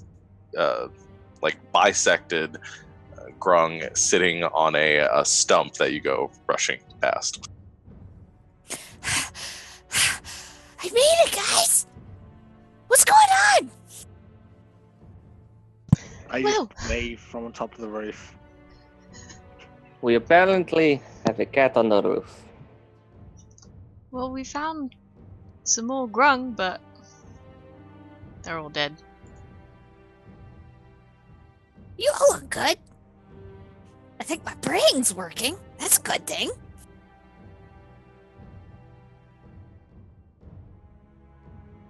Well, it's good to see you again. You too. What are we doing? I was about to kick in the door again, but I got distracted because now you're here. You're really good at that. You should do that. Star, you okay? I'm all good up here. I want to, from where I am, can I reach one of the windows to start opening them? The windows are open, so you can go through if you wish. Wait, he probably already knows I'm here. Yeah, well, so go ahead. She says she's gonna kick in the door, so I'm gonna jump in the window. Yeah, which the door is also open as well, because the grung came out of it and one of the dead bodies was kind of shot into the house. So Star, as you move along the ledge here and peer inside, you look to the second level of this sort of barracks next to the watchtower. You can see inside this living area. It's pretty open. There are actually about 5 or 6 bunks, all evenly spaced within the upper floor, with some chests in front of them. Everything kind of scattered around, open. The linens and everything kind of pulled off of the cots. There isn't anything up on the second floor. You don't see anything moving around, but there are 2 sets of stairs on the far side of the room that lead down to the lower level. Well, I would like to sneak towards those stairs, and while I'm doing that, I assume other people may be doing things, because sneaking means I go slowly. Yeah, so go ahead and make a stealth check. 15. 15. Okay, so you very quietly begin padding across the floor and making your way over to the steps. As a little bit catches up to everyone else outside, you're all gathered around. You can continue to hear this grunt-like yelling and what sounds vaguely like cursing coming from inside the house. You'll head inside. Well, Dan or Lil has to kick in the door. Yeah, I want to give Star, because I know that he likes to do quiet things. I want to give him about 15 seconds once he Okay. goes in the window, and then I'm going in. Okay, and like I said, the door's open, so it's kind of dark inside. So you give him a few seconds as you all gather around outside, and then go charging in. The plan is evolving. As you enter the first level of this, or the first floor of these barracks, your eyes adjust to the dark interior of it, or the dim interior of it, the light from outside coming in and giving you enough of a view to be able to peer around and see what's going on. There are 2 tables with benches inside, or on in the center of this room. Off to the left, there are some weapons racks, which are now empty of any weaponry. On the far side of the room, there is a hearth, currently cold and lifeless. 2 sets of stairs leading upwards to a second level. And in the center of this room, towards the back, you see a very burly orange grung that seems to be wearing kind of patches of metal, all kind of stitched and fashioned together into a vague semblance of armor, is kind of frantically moving across the room and snarling in your direction as you enter. It looks at all of you as you enter the room, just... Is it the same one that stole the sword? It does look like the same one that stole the sword.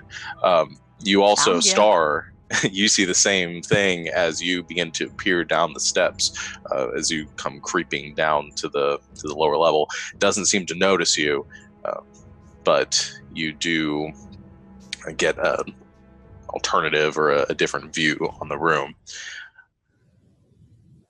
What do you guys do? I'm just gonna slowly creep closer and closer till it's in the range of a stab in the kidneys. Okay. Guessing gonna go up to the door.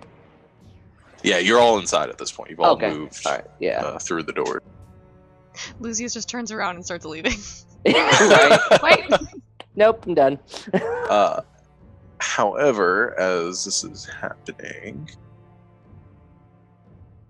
I'll pull up something quickly.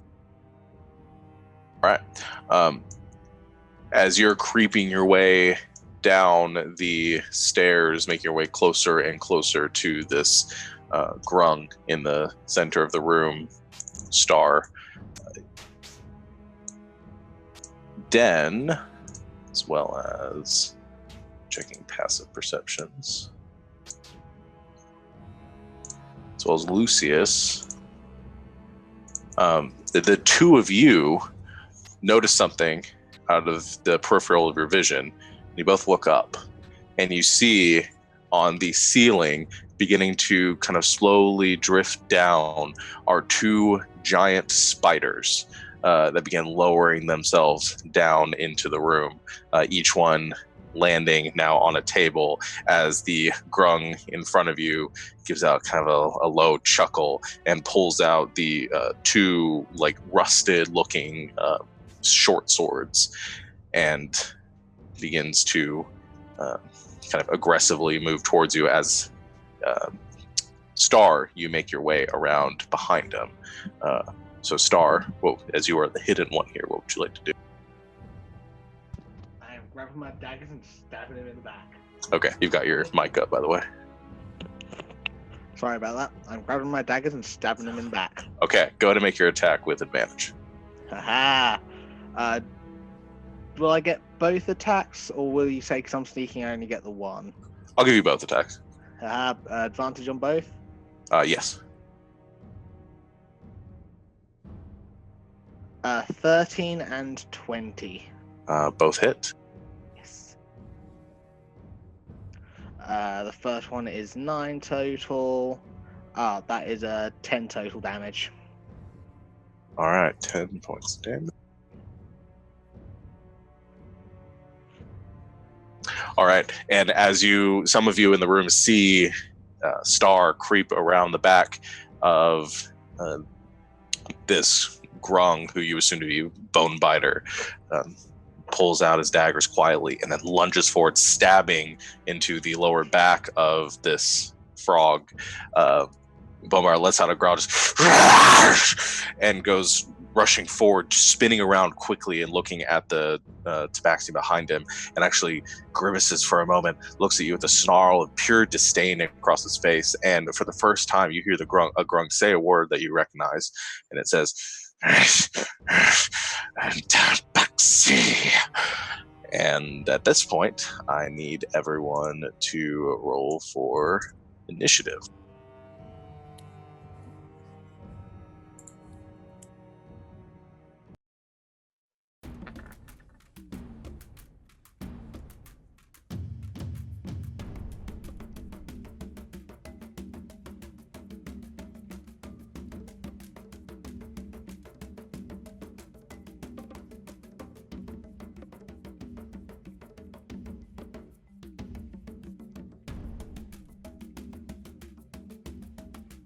Ah, damn. I forgot to delete everybody's old initiative rolls.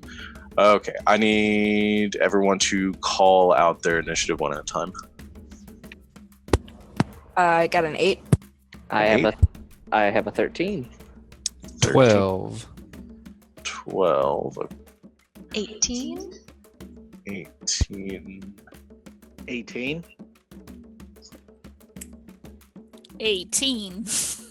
Oh, God. Okay.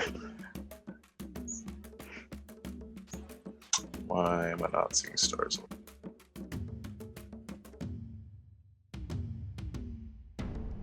Okay. Just based on modifier, I think Star should go first out of all of us. Yeah, I think so. Den and Libet, what are your initiatives? I have +0, so I have +2. Okay, so that's going to be a little bit going last out of you three. Out of the firsts. Out of the firsts. Okay, I think I got everyone on the tracker. All right, that will be Star going first again. For my action, I will be doing a stab with the dagger. Okay. 17. 17 hit. That is 6 piercing damage. Then I would like to disengage and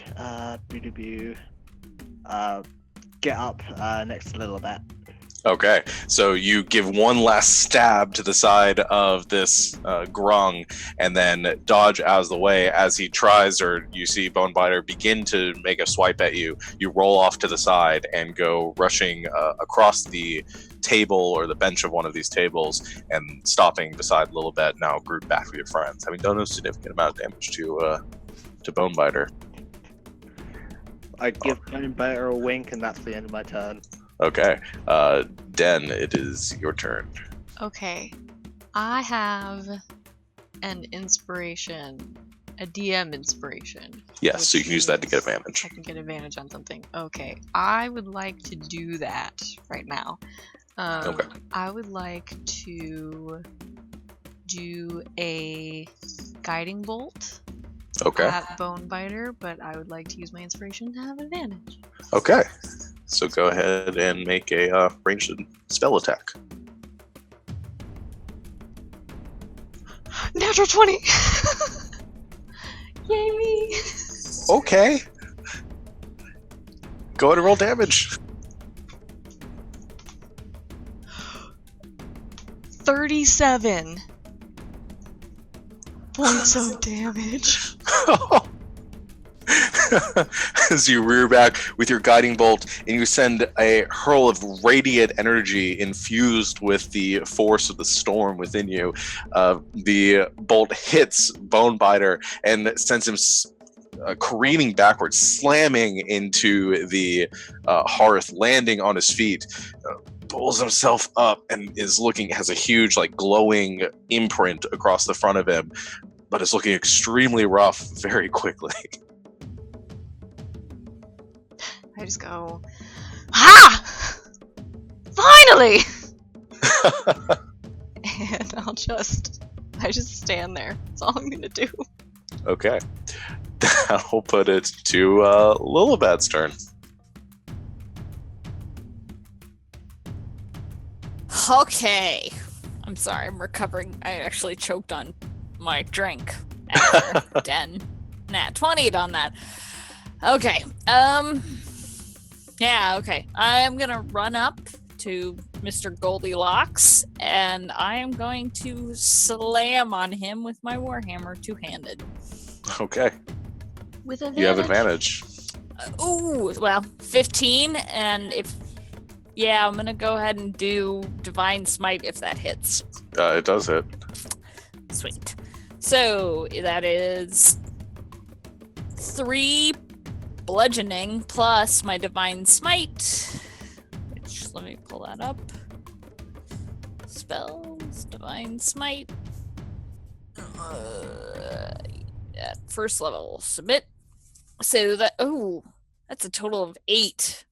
3 bludgeoning, 5 radiant. Ooh. So you come rushing up with your Warhammer in 2 hands, and you go slamming down at the frog in front of you, hitting him, just adding insult to injury, slamming into him again, gets thrown down onto the floor and just slowly picks himself back up, is looking extremely rough right now. All right. Anything else you want to do? Nope, that's my whole turn. All right. Lucius. All right, so he's gonna move up to like here. Oh, I forgot to put your puppet on the map. Sorry. That's fine. That's okay. So the spell that I want to do is like a melee spell attack. Do I actually have to touch him, or is it just? Yes, melee spell attack. You have to be within touching range of the creature.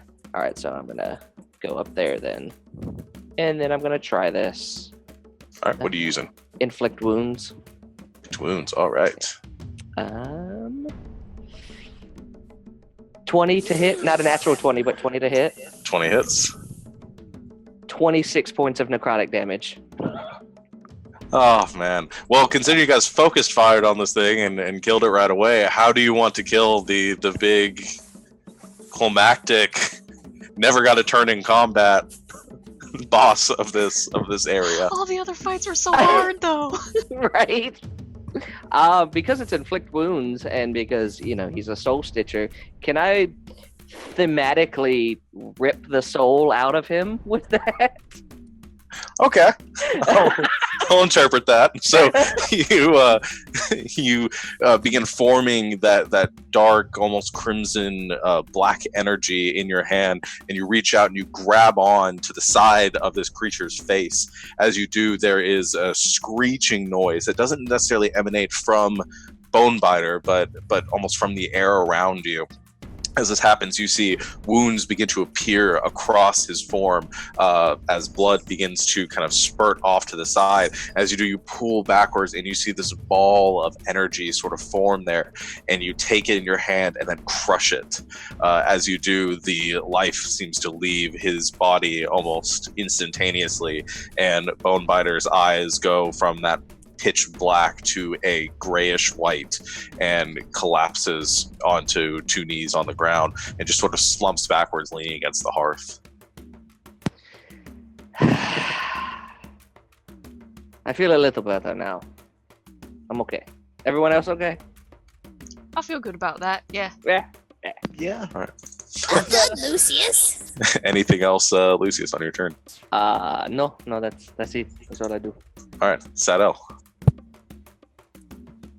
You guys just want to go home? Spiders. Right. I'll take my gun back off my shoulder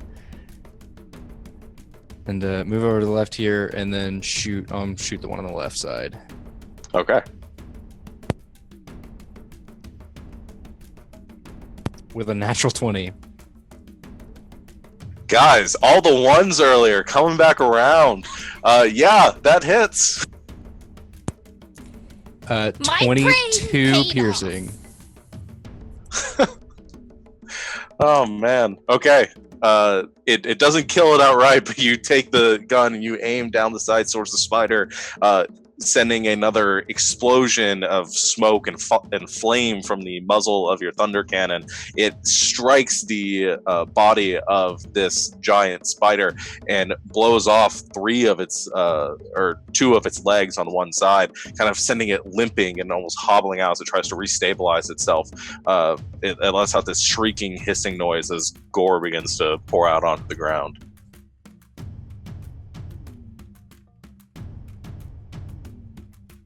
Well, all right then. I assume bonus action reload and just waiting there. Yep. All right. It is the giant spider's turns now, so something gets to go. This one is going to move up towards Lucius, being the closest thing to it that it wants to move. The other one is going to rush across the table and put itself right between Sadel and Star. Lucius is going to bite at you with the miss, as it bites and you dodge out of the way as its pincers come snapping in your direction.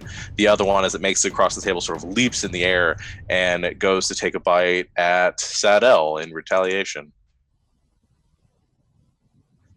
Also going to miss. A 7 and a 9 for my attack rolls with the spiders, and you just dodge out of the way as this thing limps across the table and tries to lunge in your direction, but you sidestep it, avoiding this rather slow and cumbersome creature.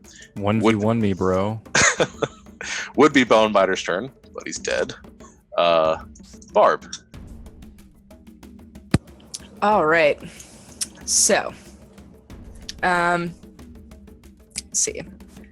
I'm gonna move over here. And question: my rage is what, like a minute?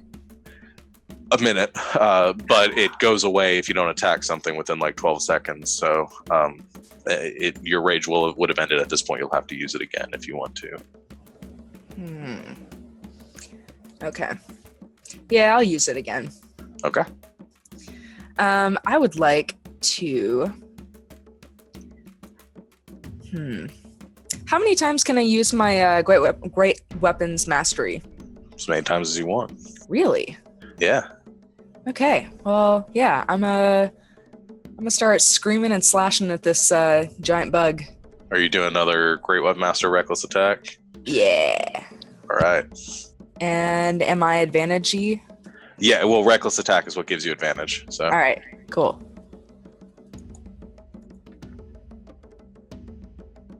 9. 9 does not hit, unfortunately. As you rear up for this attack and go recklessly attacking down towards this spider, the fury sort of blinding you, you miss the mark and embed your great loot about a foot into the stonework on the floor, and then wrench it back out, ready to attack something again.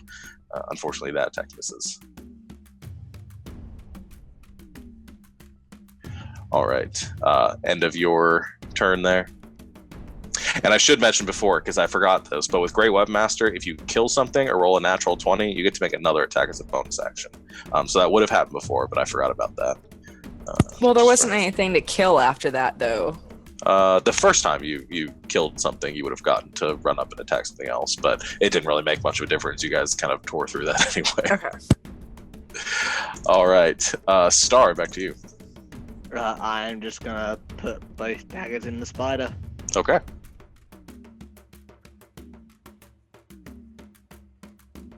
Uh, 23 and a nat 20. What do you have advantage on them?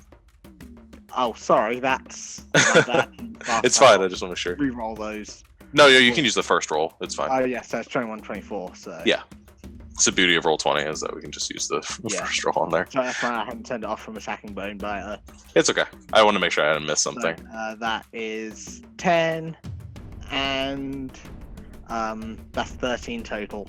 Regardless, this thing was on its last leg, almost literally, and you take out your daggers and plunge them into the carapace of the abdomen of it, and spilling its spider guts all over the stone floor.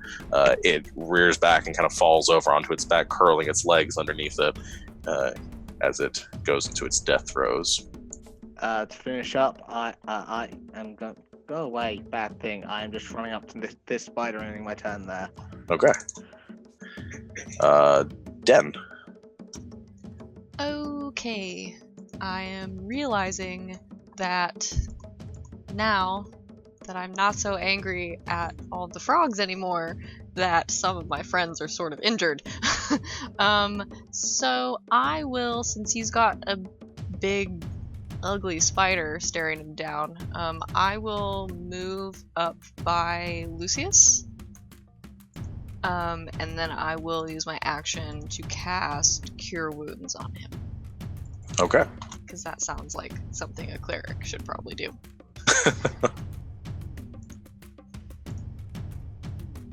So you heal 6. I had that one really good roll. Very you guys. nice. But you It heal actually 6. brings him back up to full health. Oh, good. Even better. Okay. So you come rushing up, putting your weapon to the side for a moment. You reach out and touch Lucius's shoulder. It's not nice though. Like it's kind of aggressive. So Like you I'm kind gonna of grab him. grab on his shoulder and send a surge of healing energy, which has that spark of electricity to it. Your shoulder kind of goes numb for a second as the wounds close themselves. I just have this image of like Den as one of those like old Southern healing preachers. You are healed. It's just like that. All right, that's canon now. Look, I know all about that. I am from Alabama. It's just like that.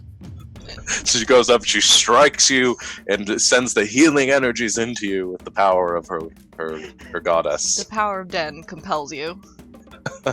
And that is my very dramatic whole turn. Okay.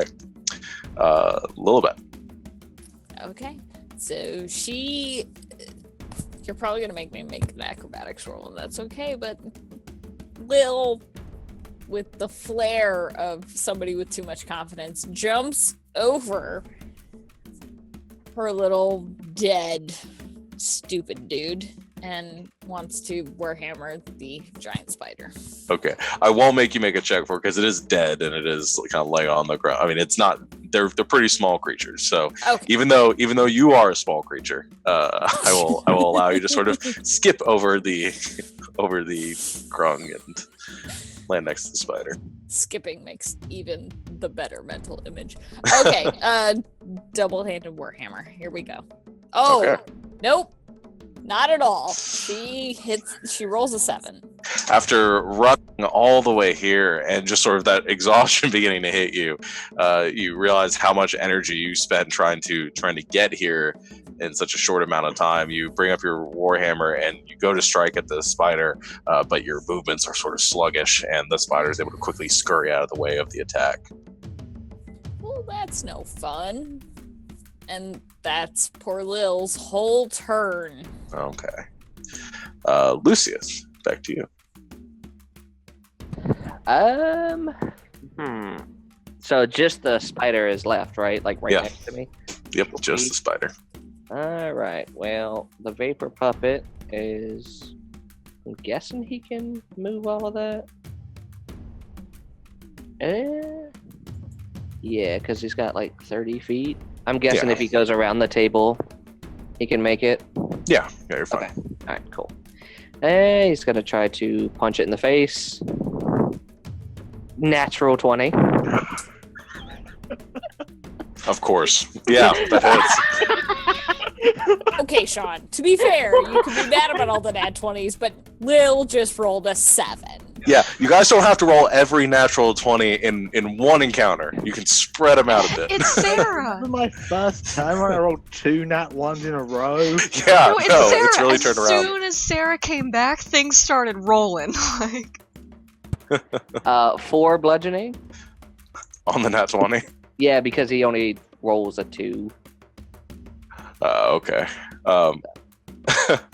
All right, but it still hits. It's a heavy blow as the vapor bullet slams into the carapace of the spider, sending kind of this rippling shockwave across the back of it. Sweet. He is going to back up. He's probably going to take an attack of opportunity from the spider, but he doesn't want to be at disadvantage. I'm taking every attack of opportunity. I mean, the spider is taking every attack of opportunity. That's what I thought. Let's see. Misses with a 10. If I roll a nat 20 on this, I swear to God. I quit. I'm shutting my computer. I'm done. Well, it's a 20, but not a nat 20. Okay, that I can handle. And 9 points of slashing damage. That's pretty good. All right, and then you concentrate, and in sort of conjunction with your vapor puppet slamming into the back of this creature, you send that another wave of rending energy tearing through the side and of this spider, spilling out more of its insides onto the cold stonework. So that will end your turn, I assume? Okay. Yep. Spider sort of reeling in place, is just starting to look a little bit rough. Sadell. I'm gonna shoot it. Of course you are. I'm not gonna shoot it. I got an 8. An 8. Okay, so you try to steady yourself on the dead body of this giant spider, and you take your shot. As you do, the bullet, the spider sort of rears out of the way from Lucius's attack and is able to avoid the strike as the bullet careens and hits or strikes the stonework behind it, blowing off a section of the wall. All right. Any movement or anything? Yeah, I'm gonna move a little bit further away from this spider's dead body because it makes me uncomfortable. All right. That'll put it to the spider's turn. And it is going to take a bite at eeny, meeny, miny. It's going to take a bite at Lil. You swung at it, and I rolled a 1 on a d4. Wait, 1 on a d4. There were 4 creatures around it, so I just rolled a 1 to see what it... So that means you rolled a 1 on its attack roll too, right? No. That's just its decision-making die. DM's trying to be impartial, but always ends up somehow hitting you. That's going to hit, though. The 21. That's not a hit. What are you talking about? I'm pretty sure that hits you. Unless you picked up some plate armor on the way over here that I'm not aware of. The power of Lalavath compels you to miss me. It's 11 points of piercing. Ow! And 9 points of poison.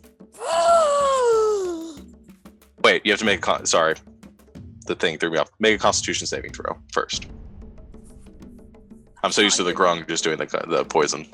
Sean, you're scaring me. I know. Make the Constitution saving throw first. 17. Okay, so you only take 4 points of poison damage. So it's 15 total, right? 15 total, yes. I love how he said that. He was just like, oh, it's fine. Now make the Constitution. So the spider bites into you, and you feel the searing pain as its pincers grab onto the side, kind of cutting through the chainmail. You feel a surge of poison that beginning to course through your lower abdomen. You tense up and resist this whelming effect as you feel the world begin to swim around you, and you feel your muscles begin to lock up. You're able to resist the effect, though. Ow! is all Will says. All right. That will bring it back to Barb's turn. All right. Let's try this again. All right. Raging with the great loot. Loot of greatness and raginess. Are you moving up to the spider? I'm like right next to it. No, that one's dead, but I assume you're What? going over to the other one. What? Okay, well The can one we next like is- can we hold that natural Yes, 20 please? Yes, I'll let you use the natural 20 that I was certain you were going to roll during this attack. All right, let me make sure that I can even get. You can, Okay, cool. yeah. Cool. Guess I'll just like hop up onto that there bench. Yeah, so you go rushing across the bench, leaping off the top, striking down with your great loot. Go to roll damage on that. I was like, no, can we not waste that? Oh, not that much. But And 20. 20. That will be enough as you leap off of the table, bringing your great loot in two hands and cutting down at the spider, cutting through the midsection and dividing it in half as your axe sinks into the floor as well, sending a spurt of gore around the room. This spider kind of curls up as well into two pieces and is definitively dead. Yay! And that seems to end combat. So that was easy. Wow. Oh, Lil. You okay? It's okay. I can heal myself. Don't worry. I'm okay, but how? I can't cast any more spells, so good. I was just gonna hug you. I'll take a hug, but ow! I'll wait until she heals herself, and then I just go over and give her a little hug. Because I'm glad Okay. I see her. I'm That's my giving buddy. myself the full 10 points of lay on hands. Okay. So you bring yourself almost back up to full. All right. Wow, you're like a good luck charm. We were not doing very well till Am you got I? here. Yeah. Yes, by the time you arrived, it seemed everything went our way. Because when you left, well, things were not that good. But now they are. So we are glad you are back. I'm glad to hear my praying helped. Maybe we should pray more. I had a feeling that I needed to do something. Something wasn't right. So I needed to pray a little bit. I'm glad to hear it helped. This is good. Are you feeling good now? Yeah, I'm feeling better. Good. Well, physically I'm not feeling better, but Oh, yeah. religiously I'm feeling better.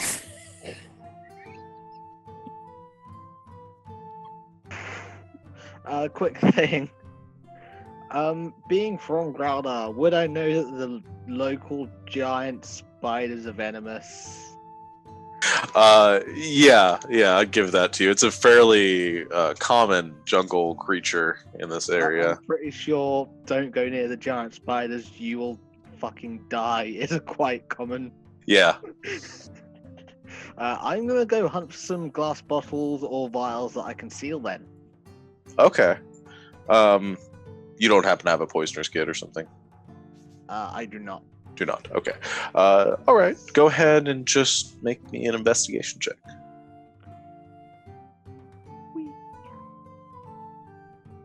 16. Okay. So you begin searching around. You head off to one of the corridors to the side, and you find yourself to a little like kitchen area. And there are some, not vials, but there are some like glass jars there that you could use. They'd be a little big, but you could take it and transfer it later on if you needed to. Yeah, that'll do. I am gonna go milk the spider's venom glands then. Okay. So I'll have you. Are you proficient in poisoner's tools or anything? I am not, no. I'm not. Okay. I was gonna ask if I could do it off survival. Okay. I'll let you do a survival. Would that be my... Yeah, that's usually my best for this. 12? 12. Okay. So you go over to the remains of the spiders and go to work with what's left, you're able to get a little bit of the venom. You're having a hard time. It's not something you've had a terrible amount of experience with, and you're still getting better at it over time. You are able to get some, and we'll get the specifics. I'd say for the sake of this, you essentially get like one use of the poison, enough to coat one blade or a dagger or something. Yeah. Then after that, I'm going around and collecting all the grung daggers and bone biter short swords. Okay, so that would be there were 6 grung, so that's 6 grung daggers, and 2 short swords. I'm starting to Since think I he has a showed up problem. late, I want to check Bone Biter for the captain's blade. Okay. So you go over to the body of Bone Biter and begin looking over it. Has some small like pouches on it. You look inside. One of the pouches is actually just filled with little like writhing sort of maggot-looking creatures. Looks like small like colorful bugs. It's probably for a snack or something.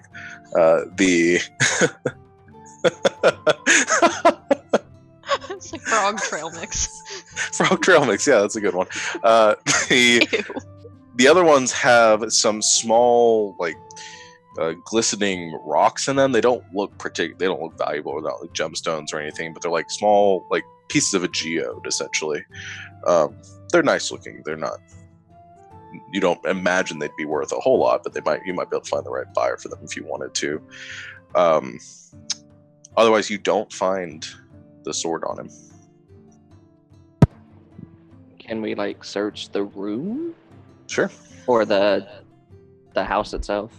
Yeah. Well, I was gonna ask, are those stairs in the corners? Is that what I'm seeing? Yes, those are the stairs that lead up to the second floor. I'm gonna start heading upstairs to look Sure. around. Okay. So Yes. just like investigation. Yeah, investigation work. And somebody was asking something. That's Yeah. me. So I'm trying to differentiate between player knowledge and Lil knowledge. Does Lil know about what the hell are they called? Bags of holding. So if she digs her hand into the bag with all of the gross, disgusting bugs, can she think about the sword that she saw the gold one running away with and see if it all of a sudden appears? You can certainly try. I want to do that. Okay. You dig your hand. It's sort of like a small pouch. And you dig your hand into it through the bugs and feel them kind of worming around in between your fingers. And you think about the sword really hard, and all you feel is the writhing little bugs. Okay, I pull my hand out immediately out of that one and I stick it into the one with the rocks that are shiny. Okay, same thing. This one is a little bit less disturbing experience, and you root around in the bag, but nothing in there. All right, so question. Do the spiders have hairs on them? Yes. All right. They're not poisonous, right? The hairs, Right. as far as you've experienced. Okay. Since I'm like right next to a spider, I'm gonna like pluck a couple of hairs and I'm gonna like take some like silk from the spider and just like wind it up to make it look like a little spider.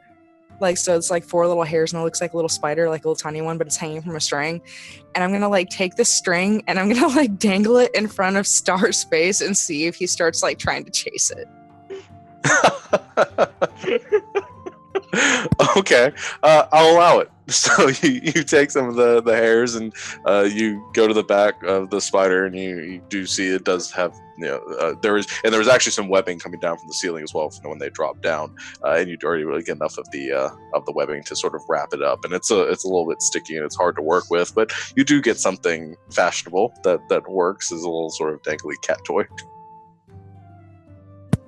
Dangle, dangle. Tangle, tangle. Do we need to have Star make a wisdom saving throw? Or... I was gonna say, while he's working, it would be brushing it off. He would just be like patting it away, but like after it finished, it'd be like probably be like, ooh. But I don't know whether wisdom save or just doing it, so I'll leave it. I'll leave it up to you. If you want, we can do it either way. Screw it, wisdom save. That's more fun. Okay, just make a wisdom saving throw.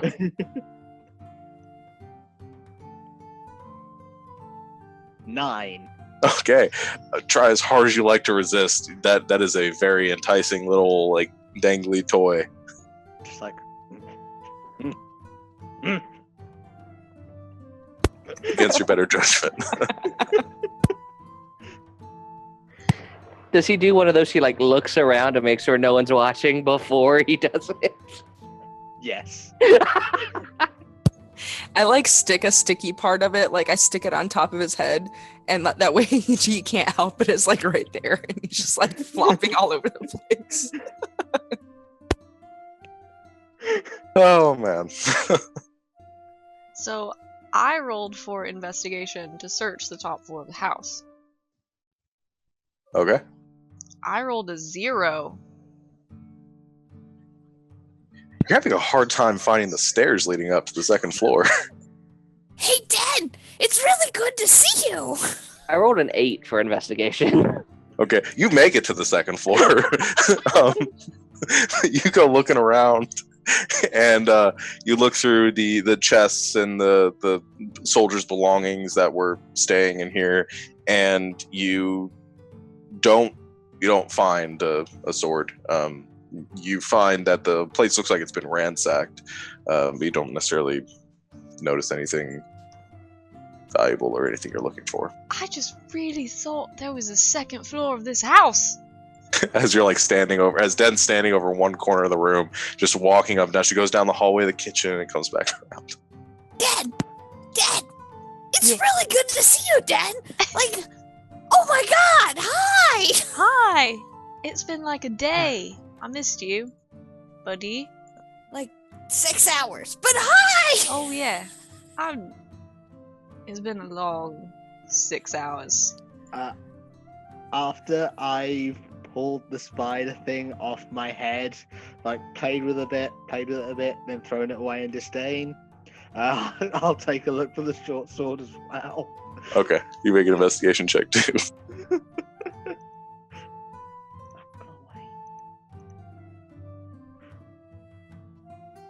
17. Okay, so you go searching the house, and you search up the second floor too. You don't find anything on the first floor, and you look through the kitchen, and it looks like most of the food and other things have been of any value might have been taken from here. All the weaponry seems to be missing as well. You make your way up to the second floor and search through some of the belongings that you see Lucius going through, just sort of double checking his work. You don't find the sword. It doesn't seem to be here as far as you can tell, and you feel like you do a pretty good look over the place. You do find one of the chests. There's sort of a hollowed out, it looks like one of the soldiers might have carved a little compartment on the side, and there's like sort of a piece of wood that's placed there, and almost impossible to see until you're actually touching it. You actually pull it out. Inside, there's a small little stash of what looks to be some sort of herb. Looks like pipeweed of some sort, and a small like pipe as well. As well as probably about 7 gold pieces. I'm gonna take all of that. Okay. When Star isn't looking, I tie the little string spider to his tail. Make a sleight of hand check.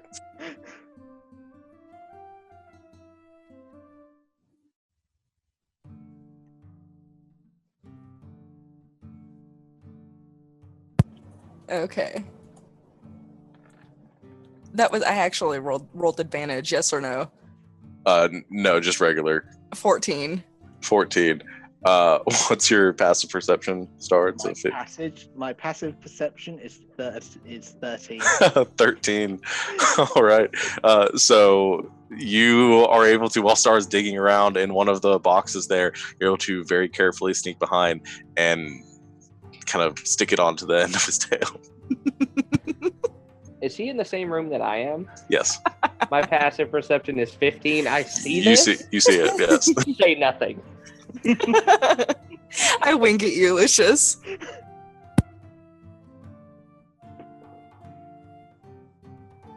Oh man.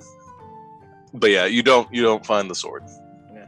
So I stand up, my tail's twitching a bit for some reason. It feels a bit off. Shouldn't we go get the people from the guard tower? There were people. There were Oh, yeah. people in the guard tower? Oh yeah, there. As I was on the roof, I saw people hiding up top of in the guard tower. Well, There are people to be saved. Let's yeah. go. That would have been good Leave tonight. 'em. Like, let's go. All right. Is there a door? I'll kick it.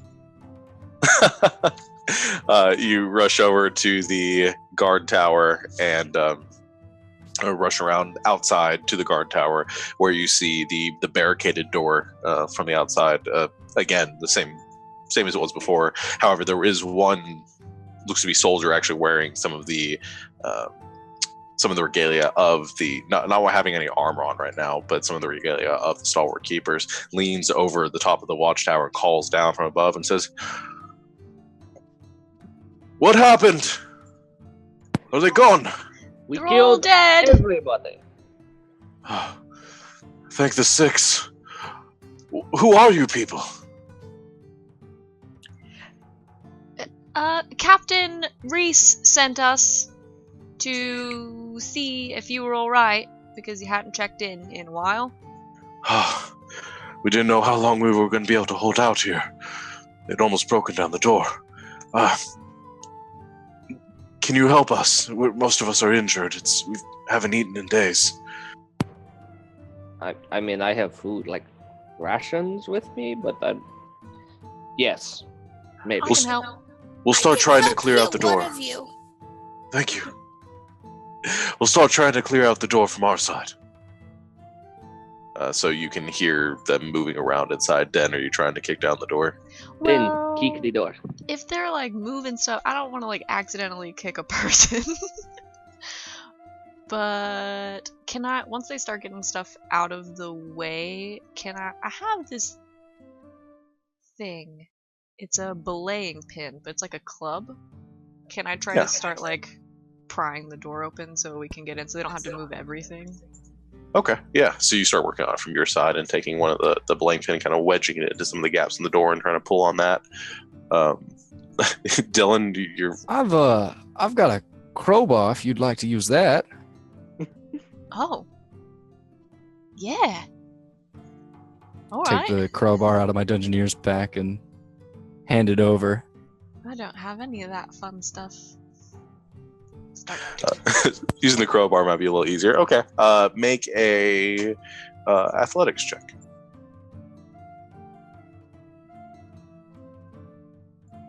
18. All right. So you take the crowbar and you wedge it into some of the gaps in the door. You can see the door is broken. It's probably never going to function again. So you wedge it on the far side away from the hinges and begin to pull on that. You hear them moving debris around inside, and as that happens, you feel the weight begin to loosen, and eventually, with a crack, you're able to kind of wrench the door off of its frame, and it goes toppling to the side as the last bits of debris get cleared out within. And you see inside about 5 Randalian soldiers gathered around. You see one woman off to the side of the room, kind of sitting in the corner, holding her side. Looks like they've tried to patch up some sort of wound or tried to bind it, but she's looking in pretty dire straits. A few of the other soldiers are panting heavily as they're moving everything out of the way. You can see they look gaunt and exhausted from probably days of not sleeping or eating. Does the woman give me any sense of authority, or does she just look the worst off? She looks the worst off. She doesn't look like she has any more authority than anyone here, but no one at this station right now is necessarily wearing any officers' uniforms or anything. Okay. Yeah. Lil's gonna run up and use her last spell slot and cast Cure Wounds on the old lady. Okay. She's not old. She's like a little bit younger. Kind of The like hurt person. she's like mid-30s. You go over and I don't know what you consider old, Sarah, but I don't consider. I am the oldest one of this group. Shut up, all of you. That's why I'm giving you a hard time. So she gets 9 points of healing.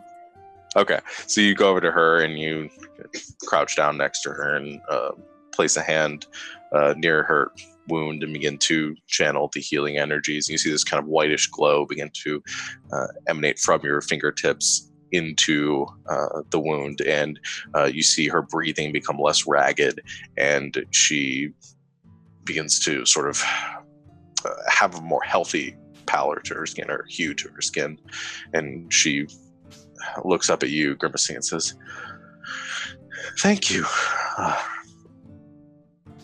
Thank you." I do what I can. Any chance you help anyone else once you're feeling better? Yes. What do you need? I'm sure there are plenty here who need a good word. Maybe a poultice. Maybe a bandage. Okay. When you're feeling up to it, try and make yourself a little useful. It's all hands on deck. She looks at you like a little bit confused and but grateful, and she says, all right then. I'll do what I can." And she looks around to the other soldiers who are kind of gathering towards all of you. One of the older gentlemen that had been speaking from above steps up and says, "I'm Lieutenant Ryloff. You said you were sent by Captain Race." Yeah, they said you hadn't reported in like 3 days, so we were going after the Grung, and it sort of led us out here. They ambushed us almost a week back, so that's why we haven't reported in. Thank you. Didn't know if we were going to be making it out of this alive. What was your name, Lieutenant? Lieutenant Rydlef. Right. When did the gold one show up? The Bone Biter, though, arrived when we were ambushed and attacked, left for a day or so, and then came back. He wasn't part of the first incursion? He was, yes. Came with a small group of these frogs, and a few of them dispatched, and he and one other returned about 2 or 3 days ago.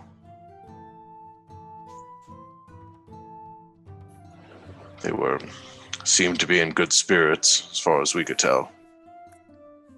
When he returned, was he possibly more heavily armed? And if he was, where could his arms possibly have been stashed? And he looks over to one of the other younger soldiers, and the soldier's voice says, "Lieutenant, I told you, that's... when I saw them, I'm sorry, I'm Farrell. I'm one of the soldiers stationed here. I was posted on watch when they arrived, and I told the lieutenant I thought I saw the orange grog carrying stalwart Captain Race's sword. They were celebrating and they were chanting when they arrived. And the next day, that's when their leader showed up, took the sword, and left. Haven't seen him since.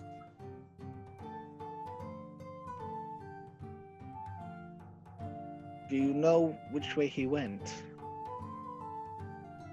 That's the mountain jumper. I remember them talking about him. Yeah, that one.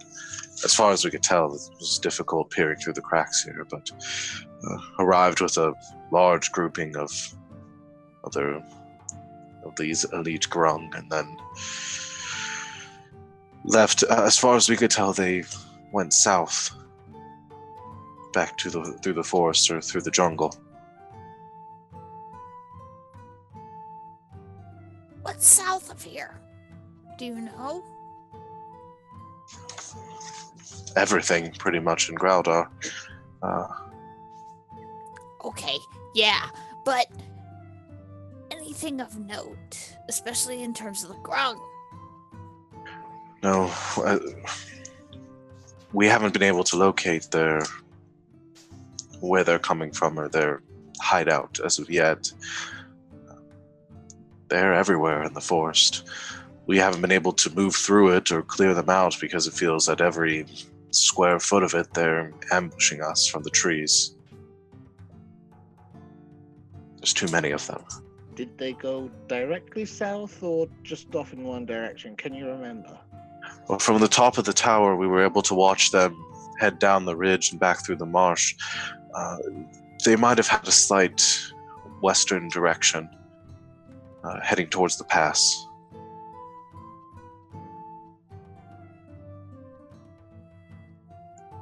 Could you track them? Do you think? Me? No, I have no skill for it. Star. It is possible. I haven't really tracked anything through the woods for a very long time.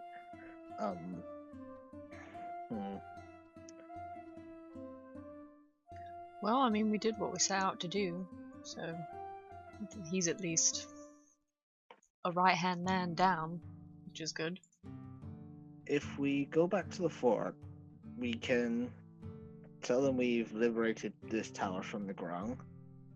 We can stay in a proper bed with better defenses for the night, and we may be able to work out a better plan of attack. If they've got any of the area mapped out, we may have a better idea of where they've gone.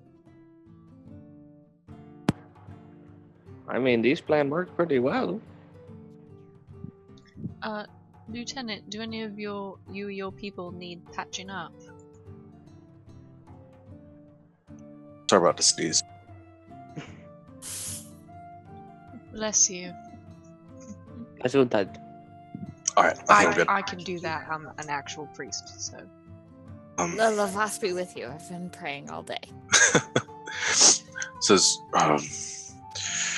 now that we can get back into the barracks, we should be able to tend to our wounds.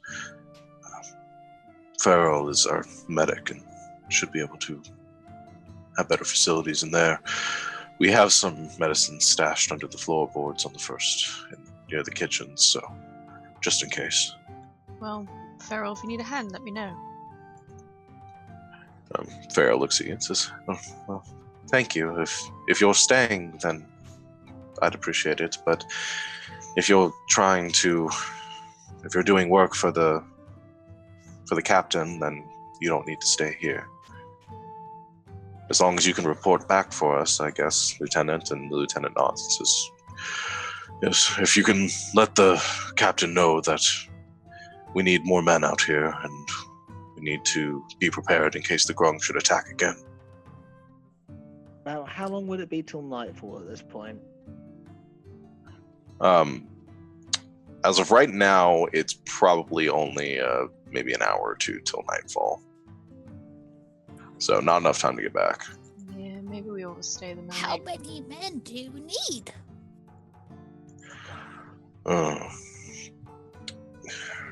we should probably switch more. We were posted to be here for at least 3 more weeks before another squad would take our shift, so we probably need replacements right away. Have these soldiers end up or get back to the fort for proper medical treatment. Okay, but still, how many? Well, enough to replace us, so another 6. Okay. Well, I'm sure you guys need some time to rest and would appreciate some reinforcements. So, guys, because I just ran up, I don't know what's happening. What's our plan? Well, as much as I want to go back to the nice safe fort and sleep in a bed, I don't, as much as we've done today, I don't really feel comfortable traveling at night through a big swamp all the way back to the fort. So maybe we should stay the night, go back to the fort in the morning, tell them what's happening, and then maybe see if we can figure out where Mountain Jumper and the fancy Captain Sword went. If they want us to. Or we might be done. I don't know. But I assume they want us to see this through. And I kind of want to see this through at this point. I'm kind of pissed off at the frog. I kind of want this Mountain Jumper. Sean. Yeah. We went full east to get to the watchtower, and he said they headed south. So would it make sense that it actually may be closer if we head back to camp or Fort Harrington and then headed south from there? Or right now, we really have no idea? Don't really have much. I mean, if they, based on what they told you, if they headed in a straight direction, it depends on how far they went to the jungle. Here, I can move you guys back to the main map.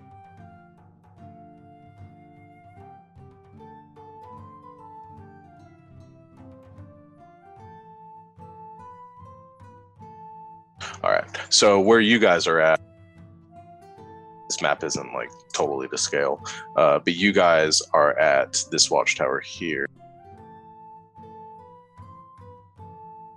You see where I'm pinging on the map. And south, where you would be heading this direction. So, I mean, depends on how far south they went.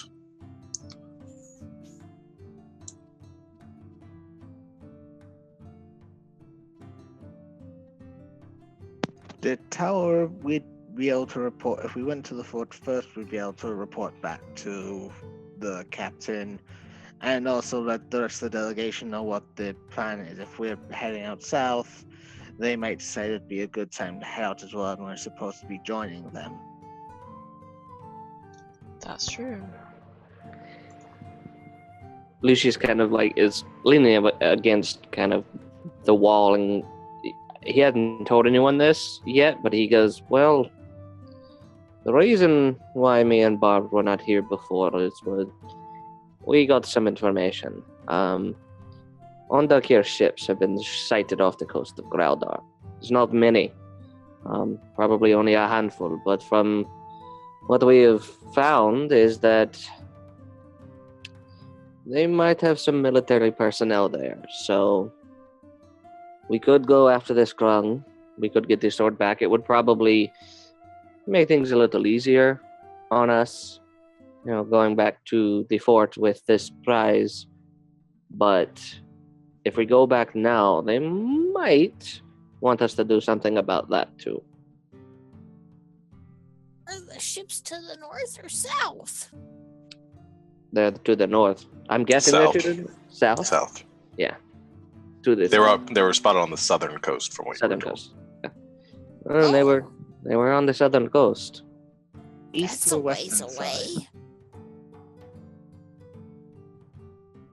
side? East or western side of the island, do you know? John?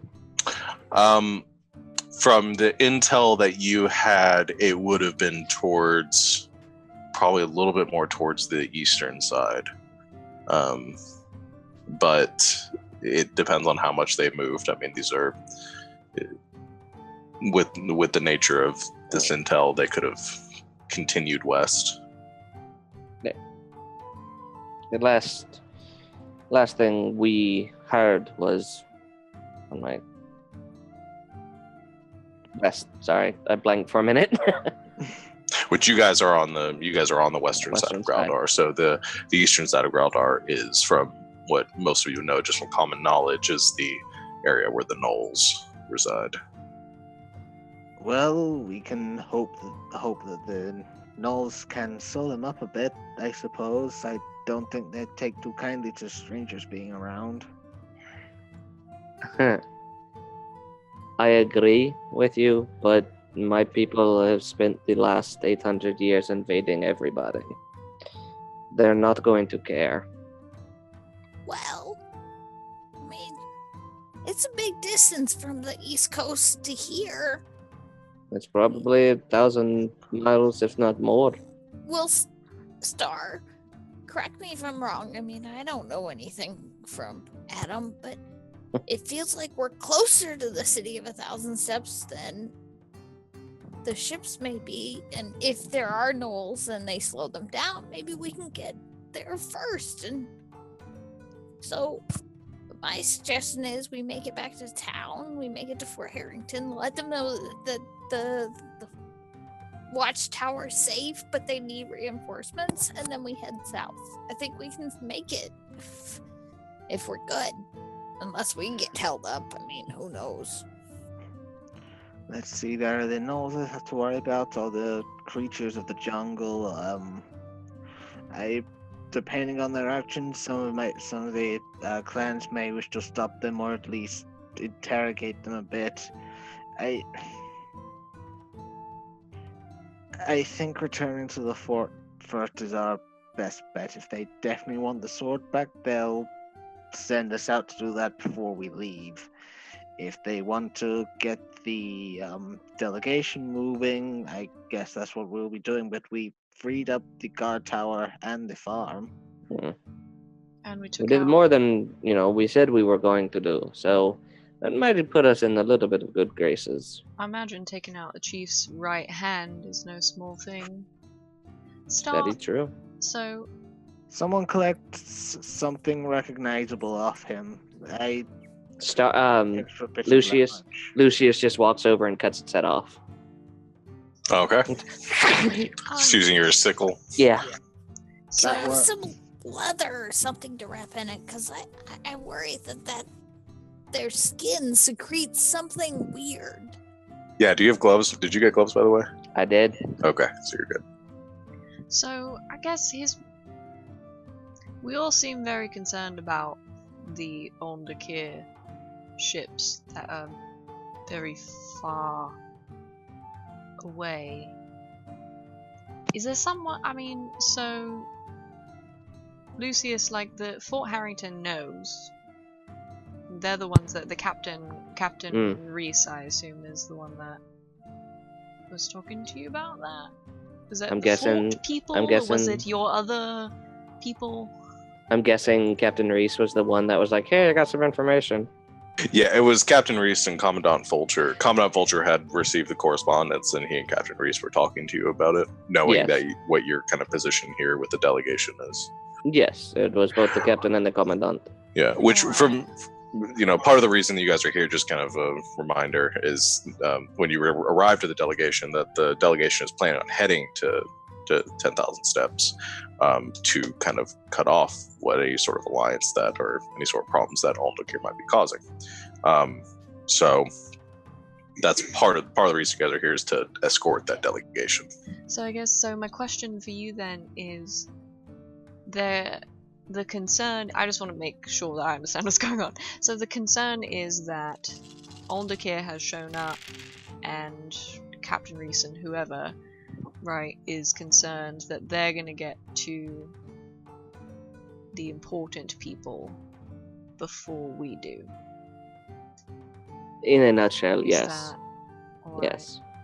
If so we need to make that a priority then. If the Overkill delegation gets to 10,000 steps first, and they do make an alliance, even if it's an alliance of peace for all intents and purposes, or of neutrality, it just means that the other side of this war will never get help from the Tabaxi no matter what.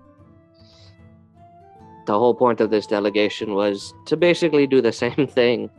You know, even if we don't become allies in the sense of they will help us fight a war, at least they won't put in on any side. They will stay completely out of it. My fear is that if that happens and the Overkill army gets there first, they will just kill the whole city, because unfortunately that's what my people do. It's what they've done for the past 800 years. That's unfortunate. I mean, to be honest, my people don't really get involved in surface conflicts, but that sounds bad, and don't really want them to kill an entire city of people. I don't think it would happen now, just because there's only a handful of ships that got it through the blockade, but if that many can get through, then who knows, maybe they found a weak spot and the entire armada will be here within a few months. I would rather cut them off at the pass. At least start. Alright, so If we make it to 10,000 steps first, that'd be okay. If they want us to get the sword, we can go get that, but I imagine they have people that can do that. yeah. So I think so we stay the night, right? I'll help patch up people and things like that, because that's the thing that I'm good at. We'll sleep. We'll get up real early, go back through the swamp to the fort, and just say, what are we doing now? And they'll tell us. That sounds like the best plan. Let's just ask someone else to plan for us. I will. Star, correct me if I'm wrong, but the more goodwill we do, whether it's for the Tabaxi directly or people that are trying to help the Tabaxi, that's not worth nothing, is it? What my people will understand more than promises of gold definitely are favors, unusual things maybe. Heading off on Dolokir may not directly be seen as a favor until a destructive side is seen on the island. By the same merit, though, anything that directly helps Irandal, who for all intents and purposes were invaders at one point, may neither be here or there. But dealing with the Grung that the Tabaxi apparently have had problems with maybe a long time ago, and I know you haven't been home for a while, but that could give us a little bit of goodwill, right? Well, here's my question though, like the 1,000 steps isn't, I mean, it's pretty far away. Right, like I don't know if this like one specific Grung is posing a threat to that big ol' city. Roughly how far is 10,000 steps from here? By foot, and which is pretty much the fastest way to travel through the jungle. Probably about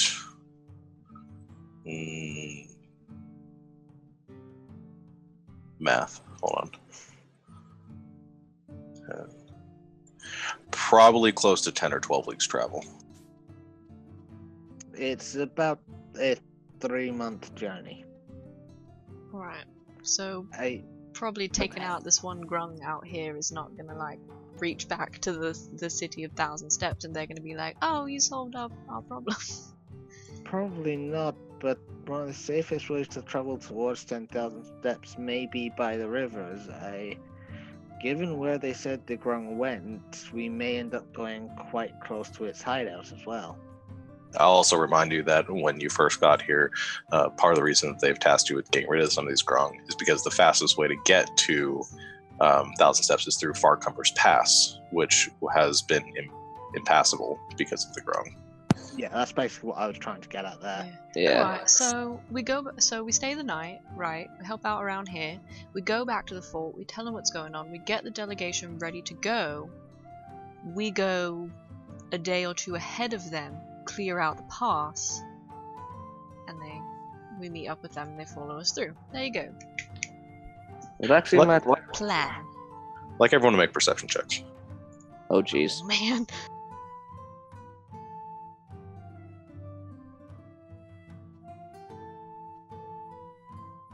$22.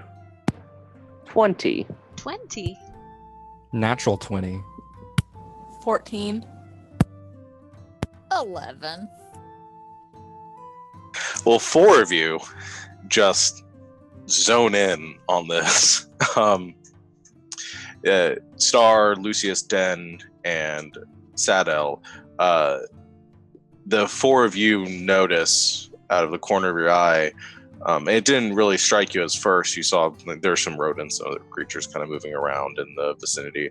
But you saw or have seen this small sort of black mouse with kind of almost like a grayish, dark gray, that has been sitting near the door, perfectly still, watching you the entire time. Now, he kind of gets a little quiet.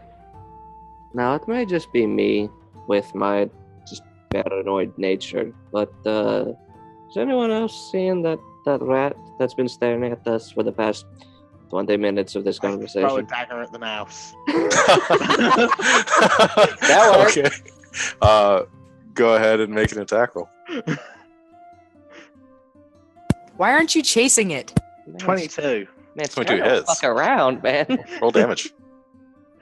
6 piercing damage. Okay, you quickly seeing the mouse, the natural prey of, of your kind. You take the dagger and hurl it towards the door faster than any of you can react. The dagger hits, and as it hits, the mouse vanishes and instead is replaced by what at first appears to be a child, but what you see is a very short, grayish, almost like slate-skinned man, a deep gnome, sitting there by the door, having a dagger sticking into like his upper shoulder, looks up at you with surprise and confusion. Star just says, "Ow!" I grab him. Okay, make an athletics check.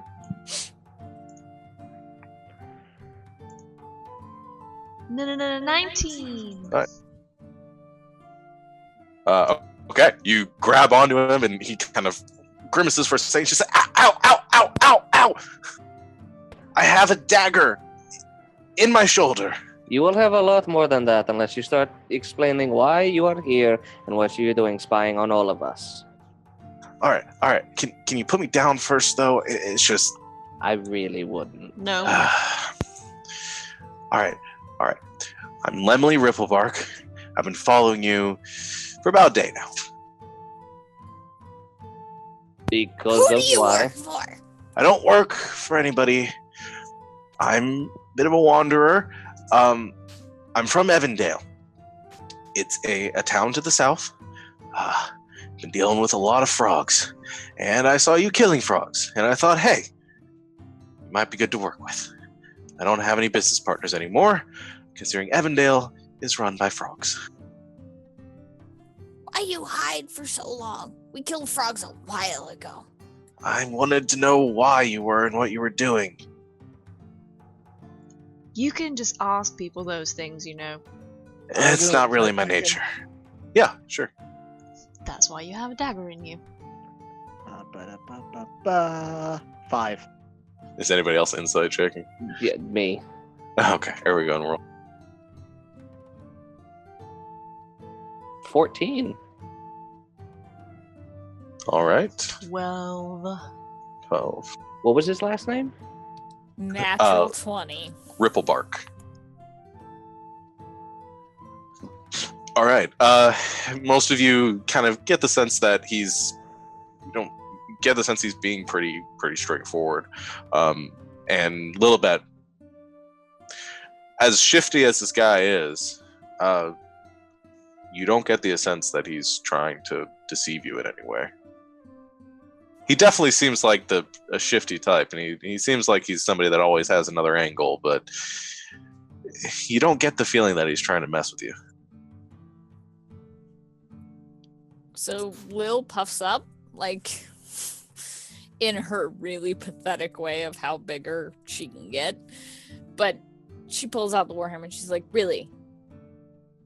What's your fucking deal? Because I don't play games. I showed up and I had to help my friends, and I'm not dealing with pretense. Just tell me what your point is. That's a shame. I love games, but I understand. I totally understand. I'm here because I lost my home, as many people who were living in Evandale did. These fine soldiers around you can probably tell you that, as you notice and kind of comes back to you that there are all the lieutenant and all the other soldiers are all sort of gathered around, having listened in on your conversation. But he continues. He says, I've been staying near the fort for a while, and I am looking, or have been looking, for capable people, more capable than most of the soldiers around here. But I'm looking for capable people that might be able to make the most use of some information that I have. Spill it. All right. I'm not going to give too many details until I know we're in business, but I know where you can find Chief Tarakawa. Does he have Captain Race's sword? Oh, yeah. How do you know? Saw him with it. Where? How long ago? About a day and a half ago.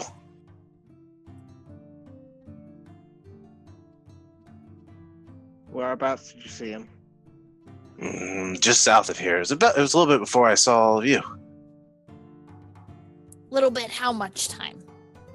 Half a day.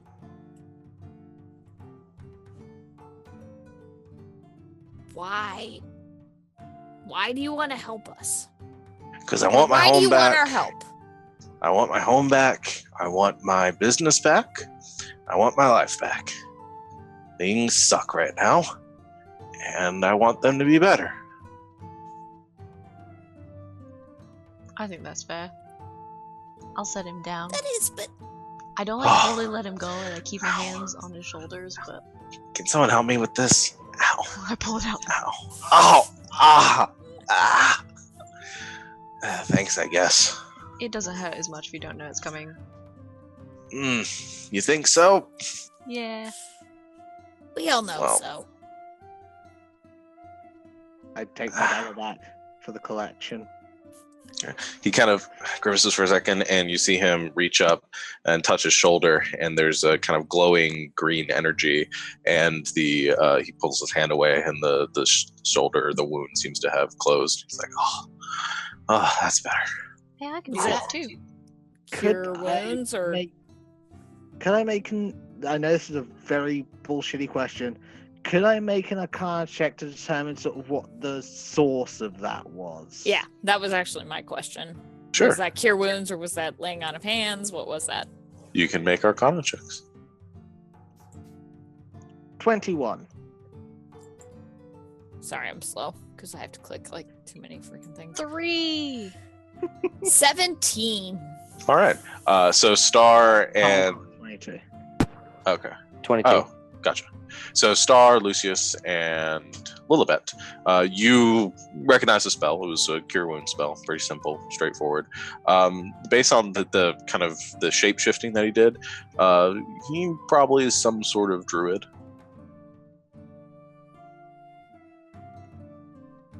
Okay. Do we know anything about deep gnomes, or is this like the first time we're seeing this species? No, I mean you've seen deep Okay. gnomes before. I mean they are not as not as common on the sort of surface as they mostly live in mountains and kind of underground a bit. They're not as common as their normal or their non-deep gnome brethren, but you've seen them before. They're nothing like too out of the ordinary. Okay. So you use natural magics then? Yeah. Self-taught, just picked it up here and there. What is your business? I sell things. So you're a thief? It's okay if you are. I don't care. It's none of my business. I just would like to know. I sell things that other people might have misplaced. What kind of things? Like weapons, Fence jewelry? You're a fencer. A little bit of everything. Where was this town again? Evandale. It's to the south, just at the base, the entrance of the pass. It's pretty much the hub between trade coming from 10,000 Steps and Fort Harrington. That is Or it was. probably where the delegation was planning on heading through.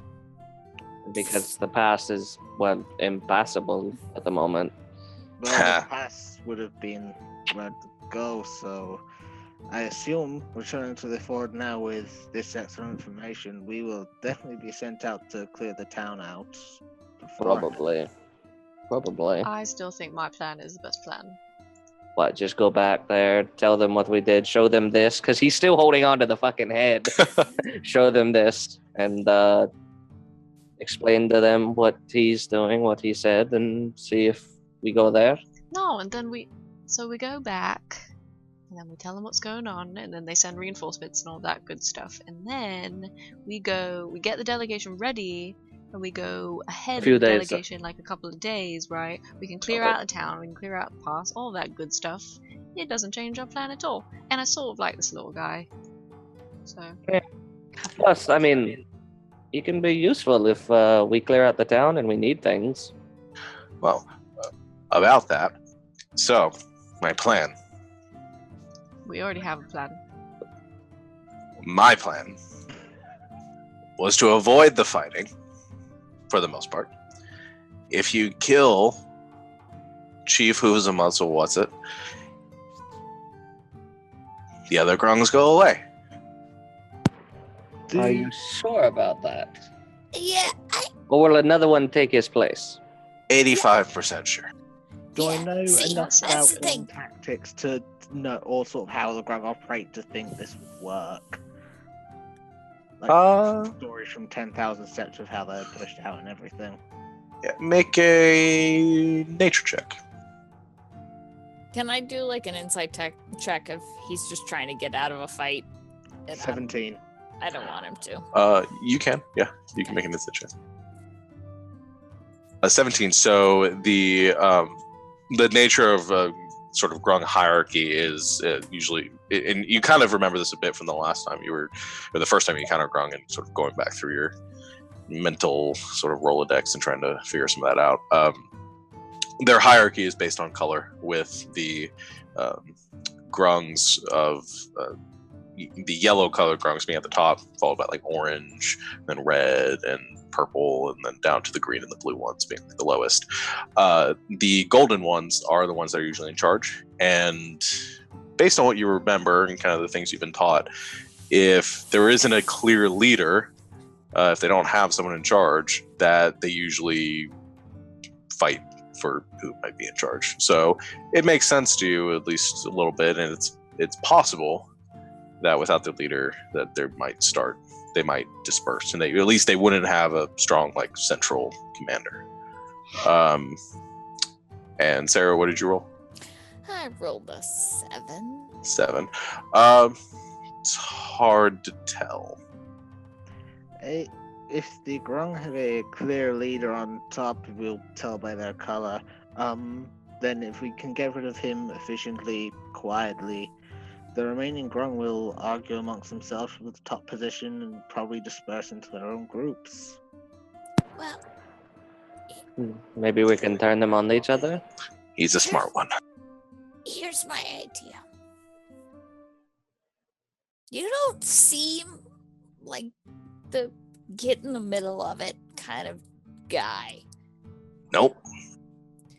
I'm betting. I understand that if- sentiment, really. I think everyone does, but I'm drawn to a different path. So I'm going to the middle of the fight. So here's my idea. What is this news person's name that I'm now forgetting? Did we ask his name? Don't know. Yeah. Would you be Ripley. willing?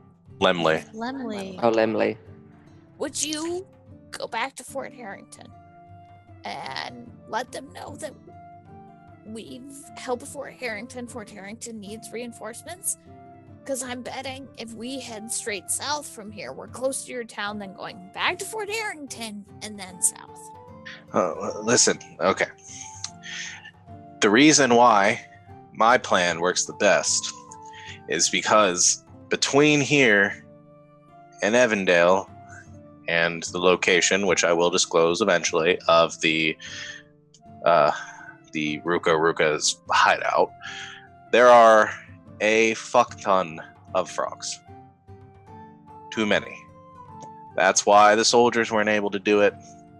That's why you won't be able to do it. I can get you through the jungle without having to fight any of them. But you're only 85% sure. Well, I'm 85% sure that when Chief Huzuma Whatsit is dead, that the others will be less of a problem. They'll start fighting each other and they'll go their separate ways and be all like, oh, he's dead. Ah.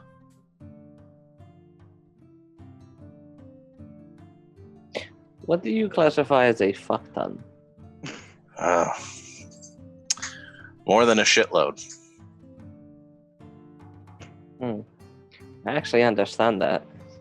Which is surprising. If I put a number on it, I would probably say in the hundreds. That's what I was thinking. More than you can deal with. The same thing with the town. If you go there, then you have to deal with all the grung there, and the hostages and the slaves, and yeah, it just gets messy. You say slaves. Yes, Oh. I did. You don't know. Well, not everyone made it out, and they do something to the people that they capture. They poison them to the point where they become compliant and just do whatever they say. Oh, I'm gonna kill him so much. But if you kill the chief, to me, from what I've been able to observe, I'm pretty sneaky. And that's how I was able to find their hideout. It seems like Big Mountain Hopper is the one that's calling the shots. So take care of him. Maybe everyone else is easier to deal with for the soldiers at Fort Big Town. I'm gonna kill him so much. Yeah, he Yeah. needs to die. Can't take a lot of people through it. More people, more chance we get caught. All strike force.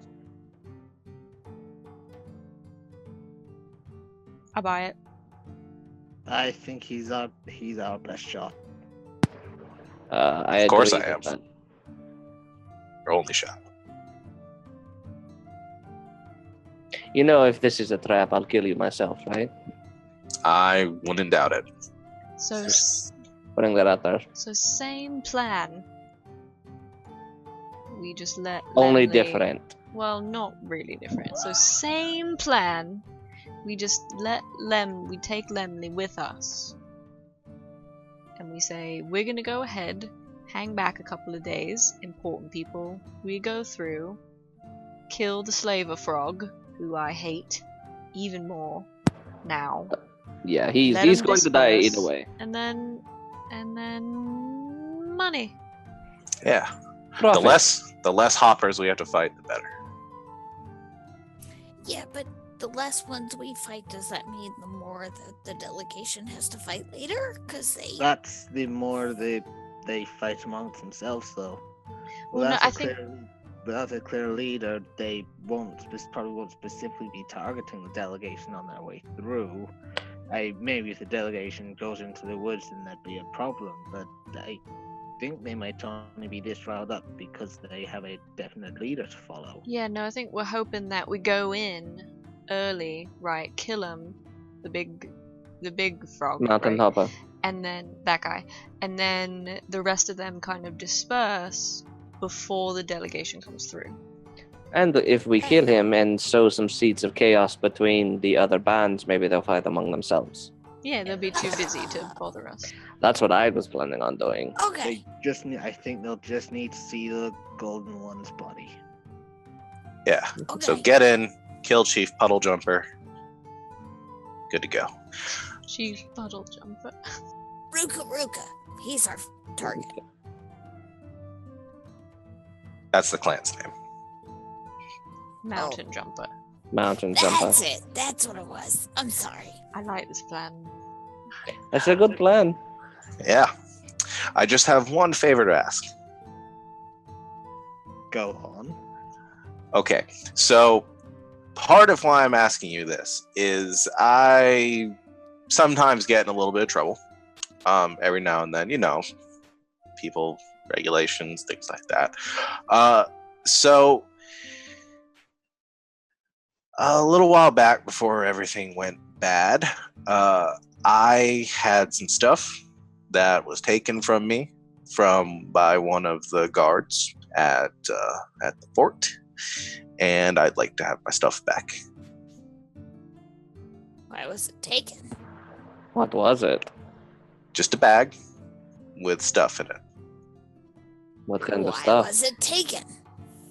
Stuff that I had procured through my business arrangements. It seems like a fair trade. If Lemley's gonna I'm help okay with us that. out, then I mean, I can get you back and give it back to him. It's not a big deal. Yeah, I figure you have some pull with the people at the fort, with the big head honchos, and you just tell them that you need it, that it's important. And Nope. Why was the bag taken? It's because it was probably some stolen things. No. Honestly, I want him to answer. I want him to answer. I love you, but I want him to answer. I feel like people's lives and freeing slaves are more important than a bag of stuff, Lil. Especially stolen stuff. I mean, he can steal it back for all I care. Guys, the guards have yet to lead us wrong at Fort Harrington.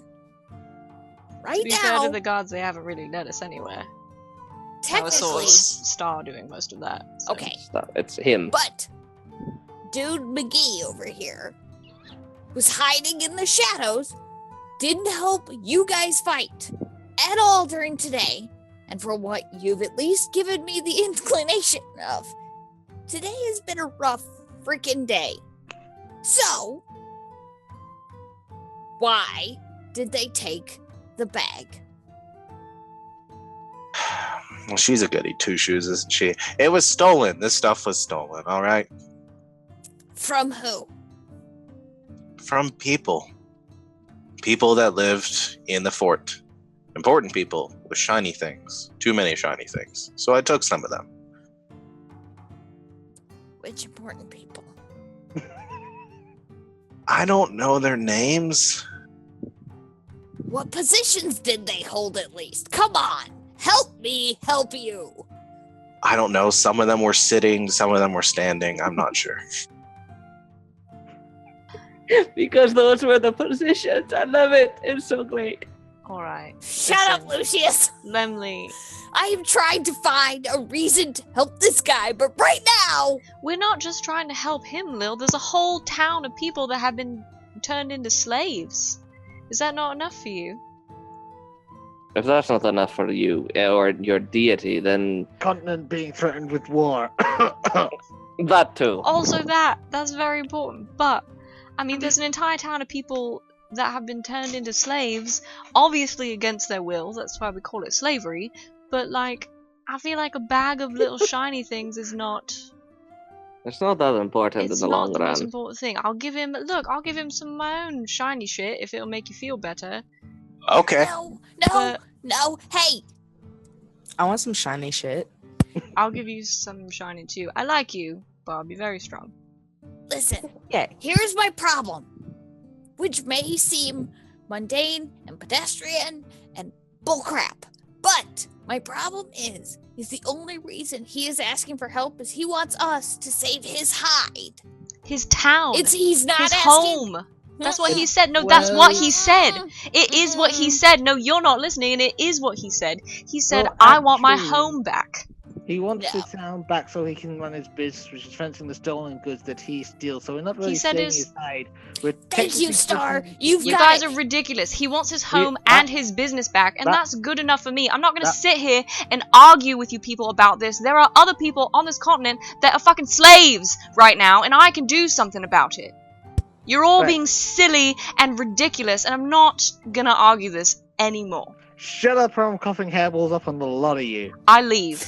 I leave, and I go, and I find some injured people, and I help them, because this is ridiculous.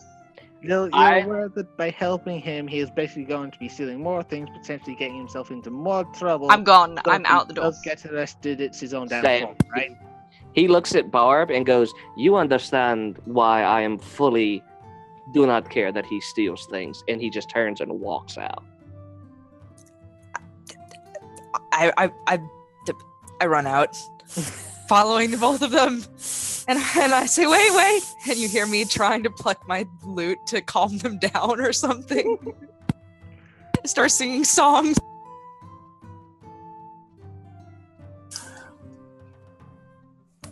So is that an agreement then? Oh, don't worry, we're helping you. If you want the bag back, yeah, just try to be more sneaky in the future. I get all. Lil gets all up in his face. I'm on to you. I get what your freaking game is. And you better figure out the reasons by why you play your game, because I'm not helping you continue to rip off good people. Get on the right side of good. Otherwise, I will find you. Okay.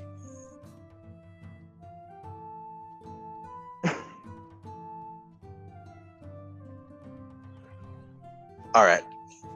And he turns around and goes to to walk around following other people out the door. I'm gonna go take a cat nap, get distracted by this weird dangly thing that's stuck to my tail. Chase that around for about 5 minutes, get bored, then actually take my cat nap. Okay. So is everybody going and resting for the? I know, Dan, you're going to go help some of the people that might need medical attention.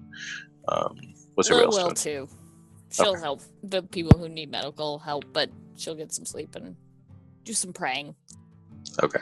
Yeah, Lucius is kind of like, unless Barb literally followed him at like to where he was going, he's just gonna like go off by himself and just calm down, because the thought of slavery to him, with his backstory, you understand why.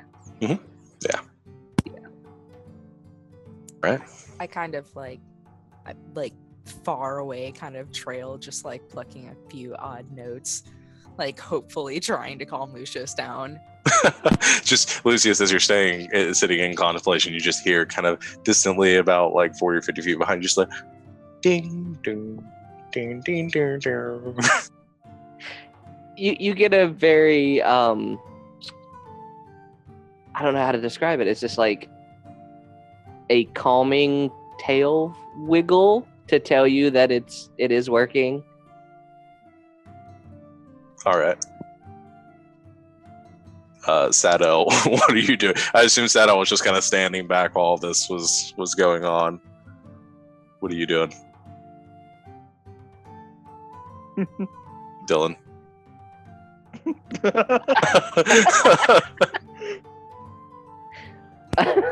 Trying my best to just ignore all the thing. Too much drama for the old guy. Yeah, but in the end, I mean, sticking by Lilibet. Okay.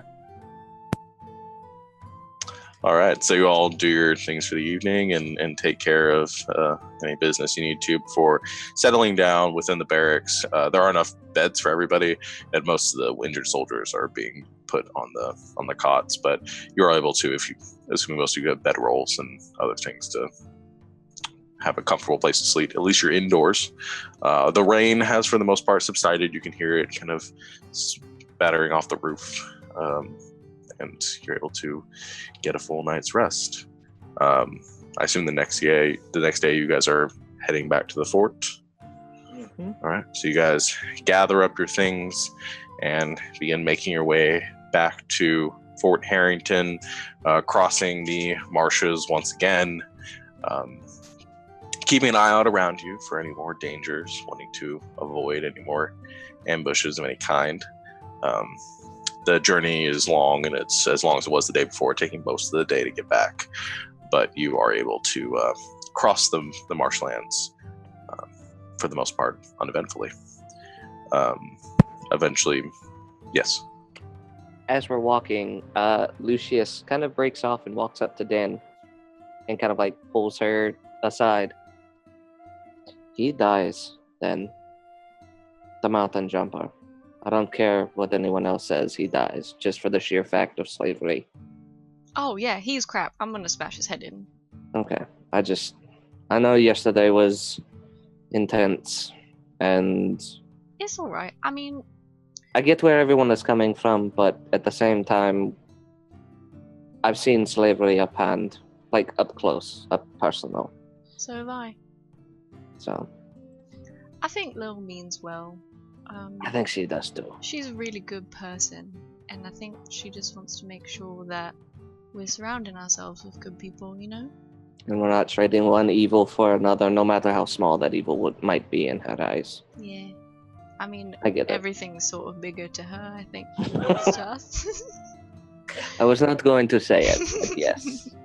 I agree. But, I don't know, I mean, I've seen a bit of slavery up close. I don't know what you've seen, and I won't make you tell me. But it's shit, and he's shit, and I'm gonna smash his head in unless you get to him first, so. That works.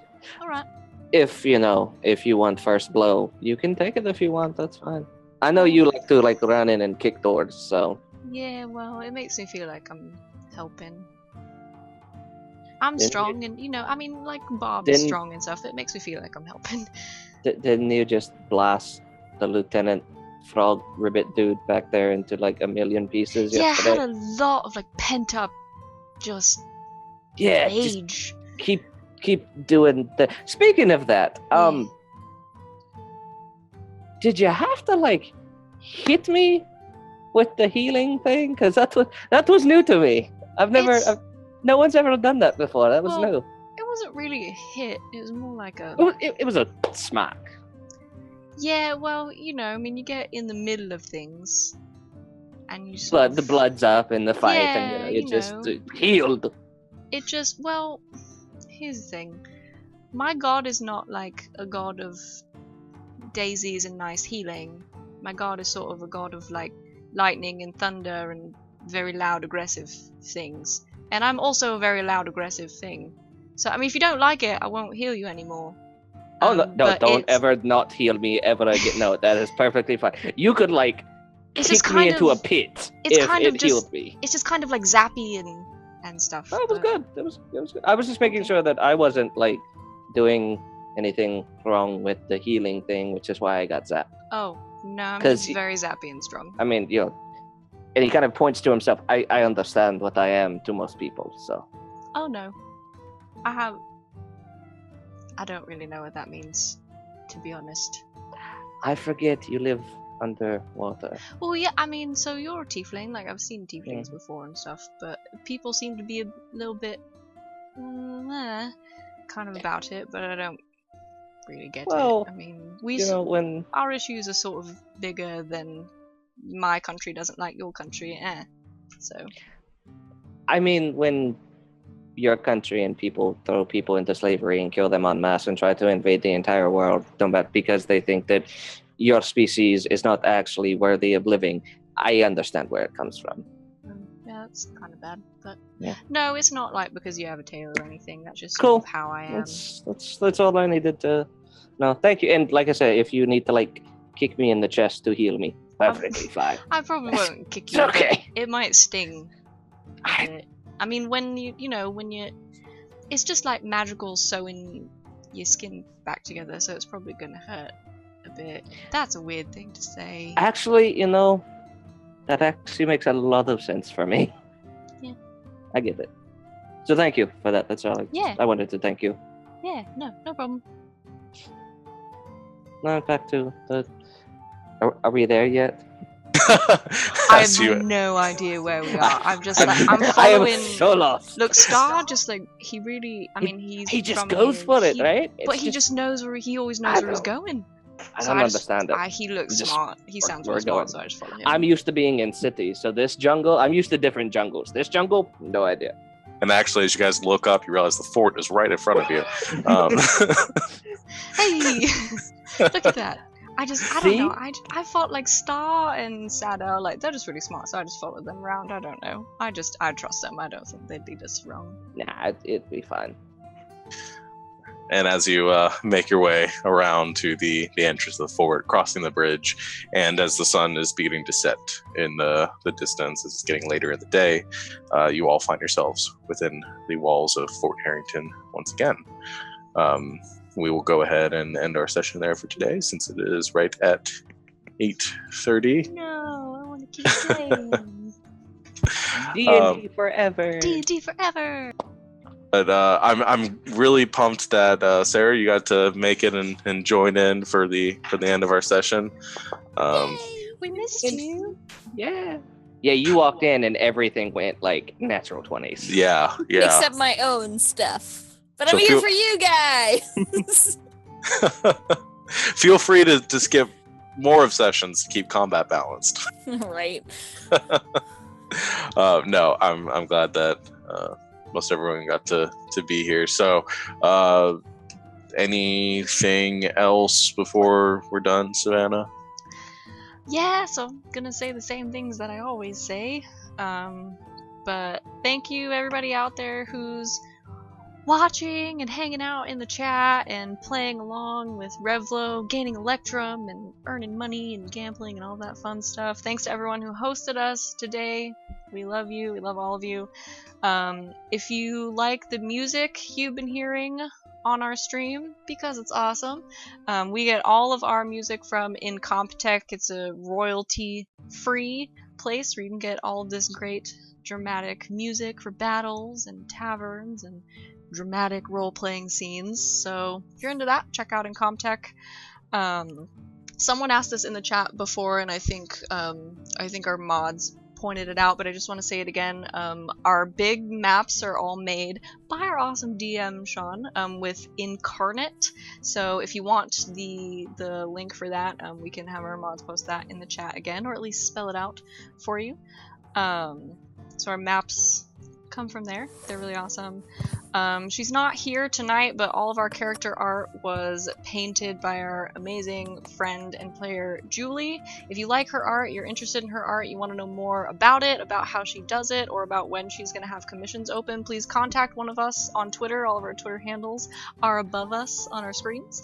Or you pick gaming and someone can put you in touch with her.